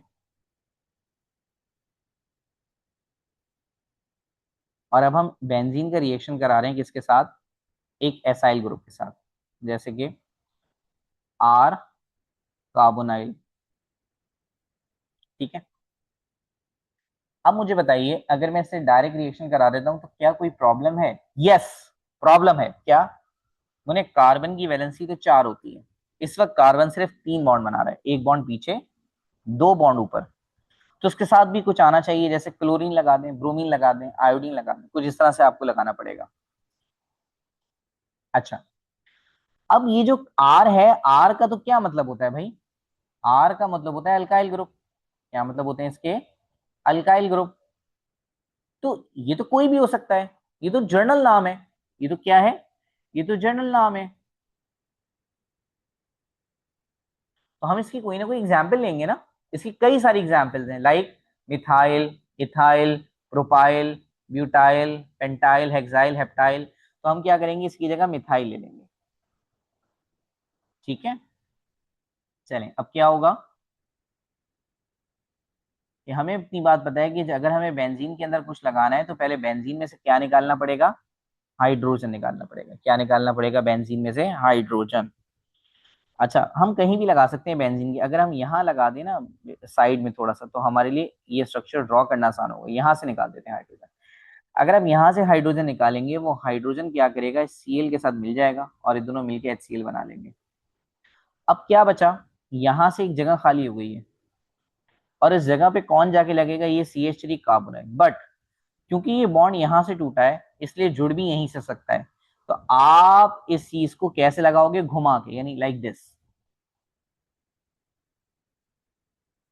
पेपर में वो आपसे इसका नाम पूछ सकता है, तो डेट इज एसिटाइल क्लोराइड। इसका नाम क्या है मुन्ने, एसिटाइल क्लोराइड। और इस केमिकल का नाम क्या है, इस केमिकल का नाम है एसिटोफिनोन। क्या नाम है इसका, एसिटोफिनोन। ये नाम लाजमी याद करने हैं आपको, ये नाम एग्जाम में आएंगे, ये नाम याद नहीं होंगे आप कुछ भी नहीं कर पाएंगे एग्जाम में। चलिए, अब यही काम हम जल्दी से किसके साथ कर लेते हैं, टोलिन के साथ। बड़ी जल्दी कवर हो जाएगा, परेशान मत हो आप। तो टोलिन बनाने के लिए मैंने उसके ऊपर CH3 लगा दिए। ये हमने वही अपना एसिटाइल क्लोराइड ले लिया। अब क्या होगा कि जहां पर भी हम हाइड्रोजन लगाएंगे वहां ये ग्रुप लगाएंगे, वहां से हाइड्रोजन निकलेगा और वो इस क्लोरीन के साथ मिलेगा, और मिलने के बाद क्या बना लेगा, HCl। अच्छा, अब हमें इतनी बात पता है कि ये वाला जो ग्रुप है, ये ऑर्थो पैरा डायरेक्टर है। कौन सा डायरेक्टर है? Ortho para director. बचपन से पढ़ा रहा हूं मैं अपने बच्चों को ये बात, ये ऑर्थो पैरा डायरेक्टर है। अगर ये ऑर्थो पैरा डायरेक्टर है तो आने वाले नए ग्रुप को ऑर्थो पे भी लगा सकता है और पैरा पे भी लगा सकता है, लेकिन ऑर्थो पे लगेगा नहीं। क्यों नहीं लगेगा? क्योंकि ये ग्रुप इतना बड़ा है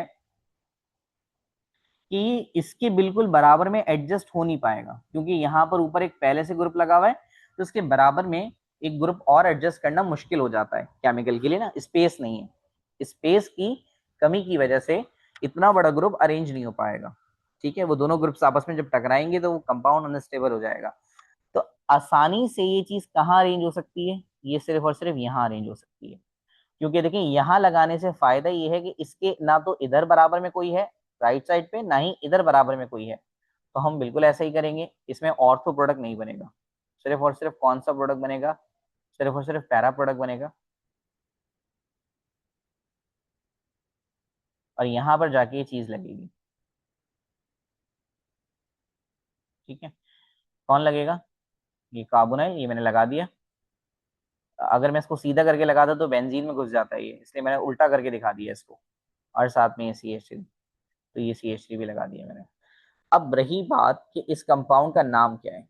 इस कंपाउंड का नाम क्या होगा? देखिए ये एसिटोफिनोन है। ये क्या है? ये एसिटोफिनोन है। अगर आप इस केमिकल को देखें तो ये एसिटोफिनोन है। तो भाई ये भी तो एसिटोफिनोन है, ये भी तो एसिटोफिनोन है। तो फिर इसमें मजीद और क्या चीज है? ये है तो एसिटोफिनोन, लेकिन इसके साथ ये CH3 भी तो है, जो कि ग्रुप के बिल्कुल अपोजिट लगा हुआ है। ग्रुप के कहाँ लगा हुआ है? बिल्कुल अपोजिट, इसलिए हम इसे कहेंगे पैरा मिथाइल एसिटोफिनोन। क्या कह देंगे? Para methyl acetophenone. चलें, अब हम अपना लास्ट रिएक्शन को स्टार्ट कर रहे हैं, दैट इज अल्काइलेशन। और इसका भी पूरा नाम है फ्राइडल क्राफ्ट अल्काइलेशन। दो साइंटिस्ट ने मिलकर इस पर काम किया था, इसलिए दोनों का नाम जोड़ के हमने लगा दिया है। इसके क्या मतलब है भाई? इसके मतलब है simple addition of alkyl group. क्या मतलब है इसके? Addition of alkyl group. अब अल्काइल ग्रुप क्या होता है? Methyl, ethyl, propyl, butyl, pentyl, इन सबको ऐड करेंगे।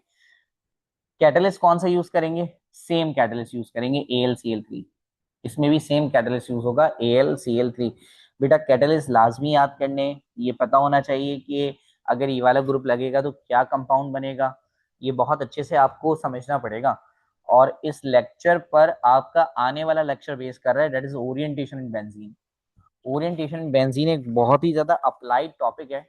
और अगर आपको ऑर्थो पैरा मैटर डायरेक्टर की प्रॉपर इंफॉर्मेशन नहीं है और इलेक्ट्रोफिलिक सब्स्टिट्यूशन रिएक्शंस की प्रॉपर इंफॉर्मेशन नहीं है, आप क्या कोई भी ओरिएंटेशन ऑफ बेंजीन पढ़ ही नहीं सकता। ओरिएंटेशन ऑफ बेंजीन बहुत खतरनाक है, हमें उसमें अपना सिक्स सेंस यूज करना है। तो उससे बेहतर है कि आप जल्द अज जल्द अपनी बेस को मजबूत कर लें। मैंने देखिए बेंजीन आपको बहुत डिटेल में पढ़ाया है, मेरे हिसाब से आप अगर इसे तमीज से एक आध दफा रिपीट कर लें तो बेंजीन की बेस आपकी बन जानी चाहिए लाजमी तौर पे। ठीक है, चलें, अब हम आगे की तरफ मूव कर रहे हैं। हाँ, तो आप सिंपल क्या ले लें? बेंजीन। और अब बेंजीन में हम क्या करेंगे? कोई अल्काइल ग्रुप लगाएंगे जैसे कि मिथाइल। बट डायरेक्ट हम मिथाइल से रिएक्शन नहीं कर सकते, क्यों? Methyl is unstable. कार्बन के साथ 3 हाइड्रोजन है, एक बॉन्ड तो कम है ना, तो क्लोरीन लगा दीजिए। अब क्या होगा कि यहाँ से हाइड्रोजन निकलेगा, वो इस क्लोरीन से मिलेगा और ये दोनों मिलके क्या बना लेंगे? HCl। अब क्या होगा कि ऊपर जो जगह खाली हुई है उस पर आगे कौन लग जाएगा? CH3, that is टोरीन। इसे हम क्या बोलते हैं? टोरीन बोलते हैं। खैर बारह, टोरीन। सिमिलरली सिमिलरली अगर हम यही काम मिथाइल क्लोराइड से ना करें, यही काम अगर हम मिथाइल क्लोराइड से ना करें, बल्कि ये हम काम करें आइसोप्रोपाइल अल्कोहल से। किससे काम करें? आइसोप्रोपाइल अल्कोहल से।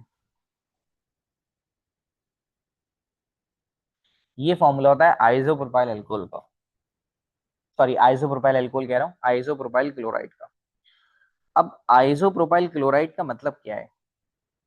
देखें, आइसोप्रोपाइल क्लोराइड का मतलब इस वक्त आप बहुत आसान करके समझ लेंगे, क्लोराइड है, क्लोरीन है, तो ये तो क्लोरीन आ गया।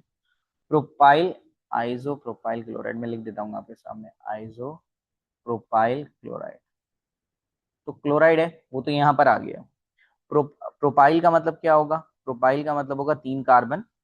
प्रोपाइल का मतलब क्या होता है? 3 कार्बन, तो 3 कार्बन है, 1, 2 और 3। साथ में आइसो का वर्ड लगा हुआ है। आइसो का मतलब ये है कि वो सेकंड पर होगा। आसान करके यहां पर इसका मतलब ये है कि वो सेकंड पर होगा। तो अगर आप इसको देखें तो ये पहला कार्बन है, ये दूसरा कार्बन है, ये तीसरा कार्बन है। अगर आप नंबरिंग करेंगे तो ये 1, ये 2, ये 3, तो दूसरे पर ही सीएल ग्रुप लगा हुआ है। तो यस, इट्स आइसोप्रोपाइल। ये क्या है? ये आइसोप्रोपाइल है। मैंने जरा ऐसे डिजाइन में बना दिया है। आप अगर ये सीधा सीधा बनाएंगे तो आपको वैसे आइसोप्रोपाइल पता होना चाहिए कि क्या होता है, क्योंकि आइसोप्रोपाइल को लाजमी तौर पे हमने अल्कोहल के अंदर डिस्कस किया होगा। ऐसा ही है। हम्म। चलें, अब क्या होगा कि सिंपल यहाँ से H निकलेगा और इस Cl से मिलेगा, और ये दोनों मिलके क्या बना लेंगे? HCl। ये दोनों मिलके क्या बना लेंगे? HCl बना लेंगे। अच्छा, ये दोनों HCl बना लेंगे। अब क्या होगा कि बेंजीन के ऊपर यहाँ पे एक वैलेंसी फ्री हो जाएगी। क्या होगा? बेंजीन के ऊपर यहाँ पे एक वैलेंसी फ्री हो जाएगी। अब उस वैलेंसी से कौन जुड़ सकता है? उस वैलेंसी से सी एच जुड़ सकता है, क्योंकि टूटा ही सी एच है। लेकिन जिसके दरमियान बॉन्ड टूटा है वो ही जुड़ सकता है। तो बॉन्ड आपने सी एच और सी एल के दरमियान से तोड़ा है, तो जुड़ेगा कौन? सी एच जुड़ेगा। अब सी एच के पास दो सी एच थ्री है, तो आप वो लगा दीजिए। एक ये लगा दें सी एच थ्री, इसको मैं थोड़ा आगे करके लिख देता हूँ। एक ये लगा दें सी एच थ्री। अब हमें इसका नाम भी रखना है। इसका नाम क्या है? इसका नाम है आइसोप्रोपाइल बेंजीन। क्या नाम होगा इसका? Isopropyl benzene. और इस आइसोप्रोपाइल बेंजीन को हम प्यार से, पता है क्या कहते हैं? क्यूमीन। प्यार से क्या कहते हैं? क्यूमीन। कमीन नहीं कहते बेटा, क्यूमीन कहते हैं। क्या कहते हैं? क्यूमीन कहते हैं। अच्छा, ये तो हो गई एक बात। अब अगर यही रिएक्शन हम टोलिन के साथ कराएं, क्योंकि टोलिन के साथ भी तो हमारे सिलेबस में मौजूद है ना बेटा, तो ये रिएक्शन अगर हम टोलिन के साथ कराएं, तो टोलिन में अगर मैं एक और मिथाइल ग्रुप ऐड करने की कोशिश करता हूं, तो मुझे पता है कि टोलिन एक ऑर्थो पैरा डायरेक्टर है। टोलिन क्या है? Ortho para director. अच्छा,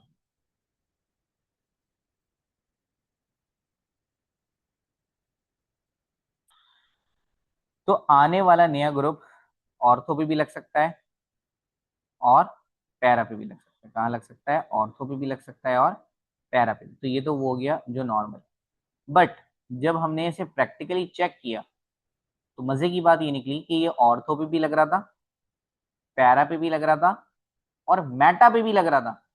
बट मेटा पे बहुत ही कम हमें लगता हुआ नजर आया। ये हमें पैरा पे भी नजर आया, ऑर्थो पे भी नजर आया, और इवन कि ये हमें मेटा पे भी नजर आया। ठीक है, किसी ना किसी एबनॉर्मलिटी की वजह से आना नहीं चाहिए था हमें ये नजर। ठीक है, अब इनका नाम क्या है? इसका नाम होगा ऑर्थोजाइलिन। ये थोड़ी देर पहले हमने डिस्कस भी किया था कि अगर बेंजीन के साथ दो सी एच थ्री होते हैं तो हम उसे जाइलिन कहते हैं। तो अब वो दो सी एच थ्री ऑर्थो पर है, तो ज़ाहिर नाम उसका ऑर्थोजाइलिन हो गया। अभी देखें अपोजिट है, तो इसका नाम होगा पैराजाइलिन। ये मेटा पे, तो हम इसे बोलेंगे मेटाजाइलिन। हो सकता है एग्जाम के अंदर आपसे परसेंटेजेस भी पूछ ले। ठीक है, ऑर्थो पे लगने के चांसेस बहुत ज्यादा होंगे, तो ऑर्थो प्रोडक्ट जो बनेगा वो बनेगा 52%। ठीक है, पैरा प्रोडक्ट जो देखा वो बना 40%, और मेटा प्रोडक्ट जो बना वो बना सिर्फ 8%। इसका मतलब क्या है? इसका मतलब ये है कि अगर आप 100 मॉलिक्यूल्स ऑफ टोलिन इस्तेमाल करें, क्या करें, 100 मॉलिक्यूल्स ऑफ टोलिन अगर आप इस्तेमाल करें, यानी टोलिन के 100 मॉलिक्यूल इस्तेमाल करें, तो उनमें से 52 मॉलिक्यूल्स में ऑर्थो पे लग जाएगा ग्रुप, 40 मॉलिक्यूल्स के अंदर पैरा पे लग जाएगा, और 8 मॉलिक्यूल ऐसे होंगे जिनमें मेटा पर ग्रुप लग जाएगा। तो यहाँ पर हमारे पास इलेक्ट्रोफिलिक सब्स्टिट्यूशन रिएक्शन का टॉपिक एंड हो गया। अब इंशाल्लाह ताला हम अपने जो है वो नेक्स्ट टॉपिक में ओरिएंटेशन इन बेंजीन को डिस्कस करेंगे, और उसके बाद ये बेंजीन का चैप्टर हमारा क्लोज हो जाएगा।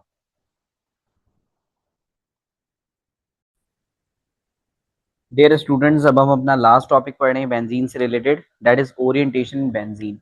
देखें, ओरिएंटेशन इन बेंजीन का बहुत आसान करके मतलब ये होता है टू डायरेक्ट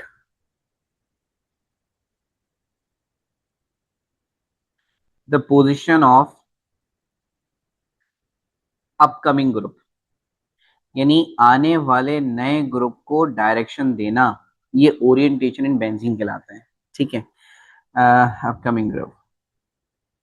और इस टॉपिक को समझने के लिए हमें दो टॉपिक्स लाजमी अपने जहन में रखने पड़ेंगे, जिनमें से एक है ortho para and Meta directors, जो हमने 3 टाइप्स पढ़ी थी, और साथ साथ हमें सल्फोनेशन, नाइट्रेशन, एसाइलेशन, अल्काइलेशन और हेलोजनेशन ये भी पता होना चाहिए।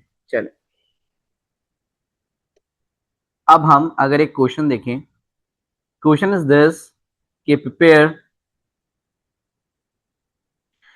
टीएनटी। अब कल हमने पढ़ा टीएनटी क्या होता है भाई, टीएनटी हम किसे कहते हैं, ट्राई नाइट्रोटोलीन, किसे कहते हैं, ट्राई नाइट्रोटोलीन को। तो प्रिपेयर ट्राई नाइट्रोटोलीन फ्रॉम बेंजीन। अब हमें क्या करना है, हमें ट्राई नाइट्रोटोलीन बनाना है, किससे, बेंजीन से। अब यहाँ पर स्टेप्स बहुत मैटर करते हैं, स्टेप्स बहुत मैटर करते हैं। अब देखिए, पहले तो हम ये समझेंगे कि ट्राई नाइट्रोटोलीन होता क्या है। तो जरा ट्राई नाइट्रोटोलीन का स्ट्रक्चर अगर हम ड्रॉ करें, तो देखिए ये तो बेंजीन है, ये तो क्या है, ये बेंजीन है। अगर अगर अगर इस बेंजीन के ऊपर हम CH3 लगा दें और ऑर्थो और पैरा पे NO2 ग्रुप लगा दें, तो यस, इट्स ट्राई नाइट्रोटोलीन। और ये हम ऑलरेडी पढ़ चुके हैं। देखिए, ये TNT है, और ये TNT मैं आपको पढ़ा चुका हूँ नाइट्रेशन की हेडिंग में। अगर मैं आपको ये दिखाना चाहूँ तो आपको ये याद भी आ जाना चाहिए। ये देखें, ये हम ऑलरेडी पढ़ चुके हैं, TNT। ये आ गया TNT, इसका मतलब ये चीज तो हम ऑलरेडी पढ़ चुके हैं भाई। ठीक है, तो बेंजीन के ऊपर अगर CH3 हो और ऑर्थो और पैरा पे NO2 ग्रुप लगा हो, तो हम उसे कहते हैं ट्राई नाइट्रोटोलीन। क्या कहते हैं, ट्राई नाइट्रोटोलीन। चलिए, अब आपने सबसे पहले क्या करना है, सबसे पहले क्या करना है, हम सबसे पहले अल्काइलेशन करेंगे। क्या करेंगे, अल्काइलेशन करेंगे। क्यों करेंगे, to induce methyl group on benzene. ऐसा ही है, हम बेंजीन के ऊपर मिथाइल ग्रुप लगाने के लिए हम क्या करेंगे, अल्काइलेशन। तो इसका पहला स्टेप अल्काइलेशन है। वो आपसे स्टेप पूछ सकता है पेपर में कि भाई क्या सीक्वेंस होगी। तो हमने बेंजीन लिया,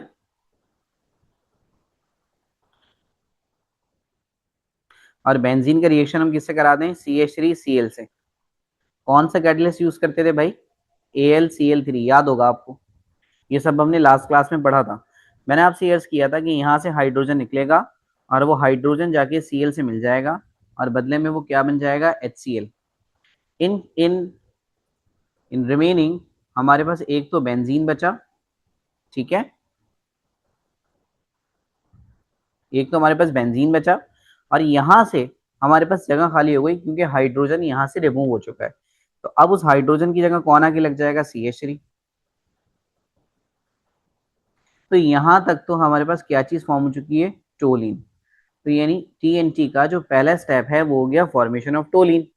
अब जब आपके पास टोलिन बन गया है, अब आप सेकेंड स्टेप करोगे। सेकेंड स्टेप क्या है, नाइट्रेशन। क्यों, आपने नाइट्रो ग्रुप लगा रहे हैं तो नाइट्रेशन करनी पड़ेगी। ठीक है, कैसे करोगे, by using concentrated nitric acid. कैसे यूज करोगे भाई? Concentrated nitric acid. अगर आप कंसंट्रेटेड नहीं करोगे तो फिर 3 दफा NO2 ग्रुप कैसे लगेगा? कल हमने यही तो पढ़ा था कि अगर हम डायल्यूट नाइट्रिक एसिड इस्तेमाल करते हैं तो या तो चीज ऑर्थो पे लगती है या पैरा पे लगती है, लेकिन जब हम उसे कंसंट्रेटेड करके इस्तेमाल करते हैं तो वो ऑर्थो पैरा पर एक साथ लग जाती है, तभी तो वो ट्राई नाइट्रो बनेगा, है ना। चलें, अब हम टोलिन लेते हैं।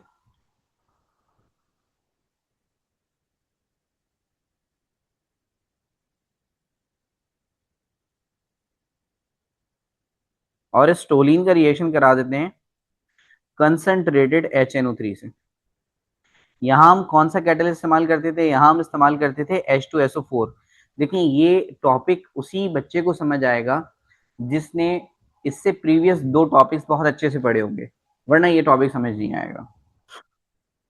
अब क्या होगा, एक यहाँ पे ग्रुप लगेगा, एक यहाँ ग्रुप लगेगा, एक यहाँ ग्रुप लगेगा। चलें जरा इसको बनाने की कोशिश करते हैं।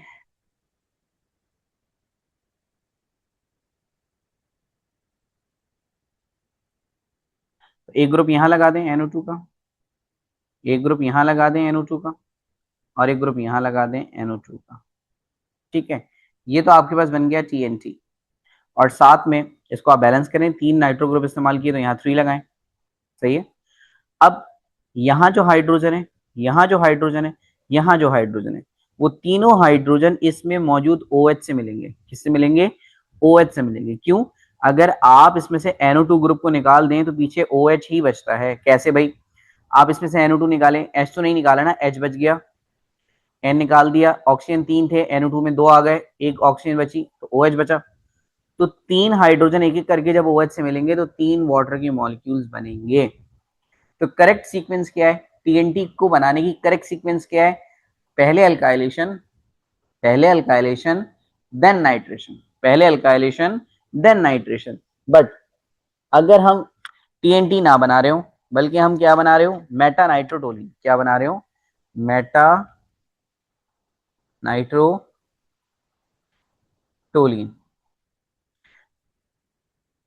चले, अब जरा हम मेटा नाइट्रोटोलिन को बनाने की कोशिश करते हैं।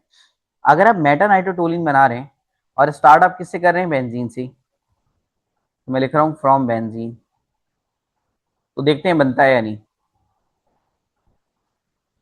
तो ये आ गया बेंजीन, और बेंजीन का जब हम CH3 से रिएक्शन कराएंगे Cl के साथ मिला के, जिसमें कैटलिस्ट AlCl3 यूज करते हैं, तो क्या होगा? ये CH3 यहाँ जाके लग जाएगा, बदले में से यहाँ से जो हाइड्रोजन निकलेगा वो Cl के साथ मिल जाएगा। चले, तो ये बन जाएगा टोलिन। ठीक है, ये टोलिन तो हमने ड्रॉ कर दिया है। ये तो आपने कई दफा बनाया यार, अब तो आप इसको चीते हो चुके होंगे। यानी हमने पहले अल्काइलेशन की। अच्छा, ठीक है, अल्काइलेशन कर दी। अब हमें, हमने टोलिन तो बना लिया, लेकिन अब मुझे क्या बनाना है? Meta nitro. मेटा नाइट्रो का मतलब समझते हैं? मेटा नाइट्रो का मतलब ये होता है कि मेटा पर, मेटा पर, मेटा का मतलब, मेटा का मतलब यहाँ पर, इस जगह पर, इस जगह पर आपको NO2 चाहिए। इस जगह पर आपको क्या चाहिए? NO2 चाहिए। क्या लग सकता है भाई? नहीं लग सकता। क्यों नहीं लग सकता? इसलिए नहीं लग सकता क्योंकि CH3 is ortho and para director. ये तो ऑर्थो एंड पैरा डायरेक्टर है, ये तो ऑर्थो एंड पैरा डायरेक्टर है। आने वाले नए ग्रुप को ये तो ऑर्थो पे लगाएगा, मेटा पे तो लगाएगा ही नहीं। इसका मतलब हमारी फर्स्ट अल्काइलेशन देन नाइट्रेशन वाली स्ट्रैटेजी गलत हो गई। तो ये जो पूरा पूरा हमने परफॉर्म किया है ना भाई, ये परफॉर्म नहीं होगा, ये गलत है। इसको कैसे परफॉर्म करेंगे रिएक्शन को? अब आप सीक्वेंस को उल्टी करें। सीक्वेंस को उल्टा करने का मतलब, पहले हम अल्काइलेशन कर रहे थे, बाद में नाइट्रेशन कर रहे थे, अब आप क्या करें? पहले नाइट्रेशन करें, फिर अल्काइलेशन करके देखें। चलें जरा देखते हैं। अब मैं बेंजीन की पहले नाइट्रेशन कर रहा हूं। नाइट्रेशन किसकी मौजूदगी में होती है? H2SO4 की मौजूदगी में, राइट। चले, तो जब H2SO4 की मौजूदगी में नाइट्रेशन होगी तो सिंपली क्या होगा कि बेंजीन पर इसमें से NO2 ग्रुप निकलेगा और ये बेंजीन पे जाके लग जाएगा। ठीक है, लग गया। बदले में यहाँ पर हाइड्रोजन होगा, वो जाके OH से मिलेगा और वाटर बन जाएगा। खैर, बाय प्रोडक्ट से हमें कोई लेना देना नहीं है, हमें तो मेन प्रोडक्ट पे फोकस करना है। अच्छा, अगर आप इसे गौर से देखें अब, तो ये जो प्रोडक्ट है हमारे पास, इसका नाम है नाइट्रोबेंजीन। क्या है? नाइट्रोबेंजीन। अब ये जो नाइट्रो ग्रुप है मुन्ने, नाइट्रो ग्रुप कौन सा डायरेक्टर है? ये जो नाइट्रो ग्रुप है ये मेटा डायरेक्टर है भाई। ये मेटा डायरेक्टर का मतलब ये है आने वाले नए ग्रुप को ये मेटा पे लगवाता है। क्या ये बात हमने पढ़ी है? बिल्कुल पढ़ी है, ये बात हमने बिल्कुल पढ़ी है। और अगर हमें ये बात याद नहीं है तो फिर समझ जाएं कि हमारा बेंजीन पढ़ने का कोई फायदा नहीं हो रहा।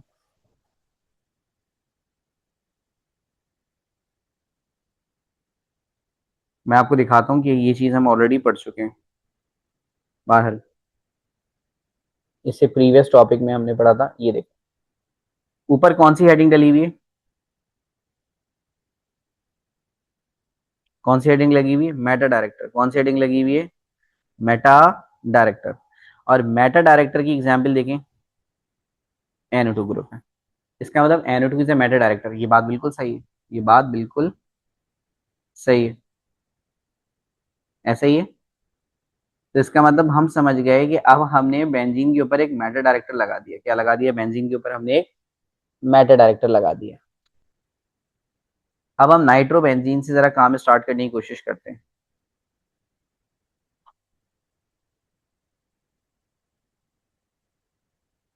अब नाइट्रो बेंजीन का हम CH3Cl से रिएक्शन कराते हैं। किसकी मौजूदगी में होता है? AlCl3 की मौजूदगी में। अब बेटा, क्योंकि ये मेटा डायरेक्टर है, क्या है ये? मेटा डायरेक्टर है, NO2 एक मेटा डायरेक्टर है, तो आने वाले CH3 को कहाँ लगाएगा ये? मेटा पे लगाएगा। कहाँ लगाएगा? मेटा पे लगाएगा। और यहां से एक हाइड्रोजन निकलेगा, वो Cl के साथ मिलकर HCl बना देगा। अब इस प्रोडक्ट का नाम क्या है? इस प्रोडक्ट का नाम क्या है? अगर आप इसे गौर से देखें तो बेंजीन के साथ अगर CH3 होता है तो हम उसे टोलिन कहते हैं। क्या कहते हैं? टोलिन। ये कॉन्सेप्ट पता लगता है कि बेंजीन के ऊपर CH3 होगा, नॉट जरूरी है, बस बेंजीन पर CH3 होना चाहिए। अगर एक CH3 है तो वो टोलिन है, और अगर एक से ज्यादा CH3 है यानी दो CH3 है तो फिर हम उसे जाइलिन कहते हैं। ये बात भी हम डिस्कस कर चुके हैं बहरहाल। अच्छा, अब अगर आप ये देखें तो इसके साथ एक और चीज लगी हुई है, क्या? नाइट्रो। बट आप इसे नाम क्या देंगे? देखें, अगर वो चीज बिल्कुल बराबर में होती है तो हम उसे ऑर्थो कहते हैं। क्या कहते हैं? ऑर्थो कहते हैं। अगर वो बराबर के बराबर होती है तो हम उसे क्या कहते हैं? मेटा कहते हैं। और अगर वो बिल्कुल अपोजिट होती है तो हम उसे क्या कहते हैं? पैरा कहते हैं। तो ये ग्रुप है, इस ग्रुप की ये बराबर वाली पोजिशंस ये ऑर्थो हैं। कौन सी पोजिशंस हैं? ऑर्थो हैं। इनके भी बराबर वाली ये मेटा है। और ग्रुप के बिल्कुल सामने वाली जो पोजीशन है वो पैरा होगी। वो कौन सी होगी? वो पैरा पोजीशन होगी। टोरीन के बिल्कुल सामने वाली पैरा, टोरीन के बराबर वाली ऑर्थो, और बराबर की भी बराबर वाली मेटा। तो ये मेटा पे लगा हुआ है, तो यानी इसका नाम हमें क्या रखना चाहिए? मेटा नाइट्रोटोलीन। तो अब आपने याद रखना है कि जब आप TNT बनाएंगे तो पहले आपने अल्काइलेशन करनी है, फिर नाइट्रेशन करनी है। लेकिन अगर आप मेटा नाइट्रोटोलीन बनाओगे तो पहले आपको नाइट्रेशन करनी पड़ेगी, फिर आपको अल्काइलेशन करनी पड़ेगी। समझ गए? क्योंकि अगर आपने पहले अल्काइलेशन कर दी तो टोलीन बन जाएगा, और टोलीन तो एक ऑर्थोपैरा डायरेक्टर है। और ऑर्थोपैरा डायरेक्टर होने की वजह से, ऑर्थोपैरा डायरेक्टर होने की वजह से वो आने वाले नए ग्रुप को मेटा पे लगने ही नहीं देगा। तो इस वजह से हमने पहले अल्काइलेशन नहीं, बल्कि पहले हमने क्या कराई? नाइट्रेशन कराई। यहाँ पर हमारा बेंजीन का चैप्टर कंप्लीट हो गया। ठीक है, अब इंशाल्लाह ताला हम नया चैप्टर स्टार्ट करेंगे फिनोल का।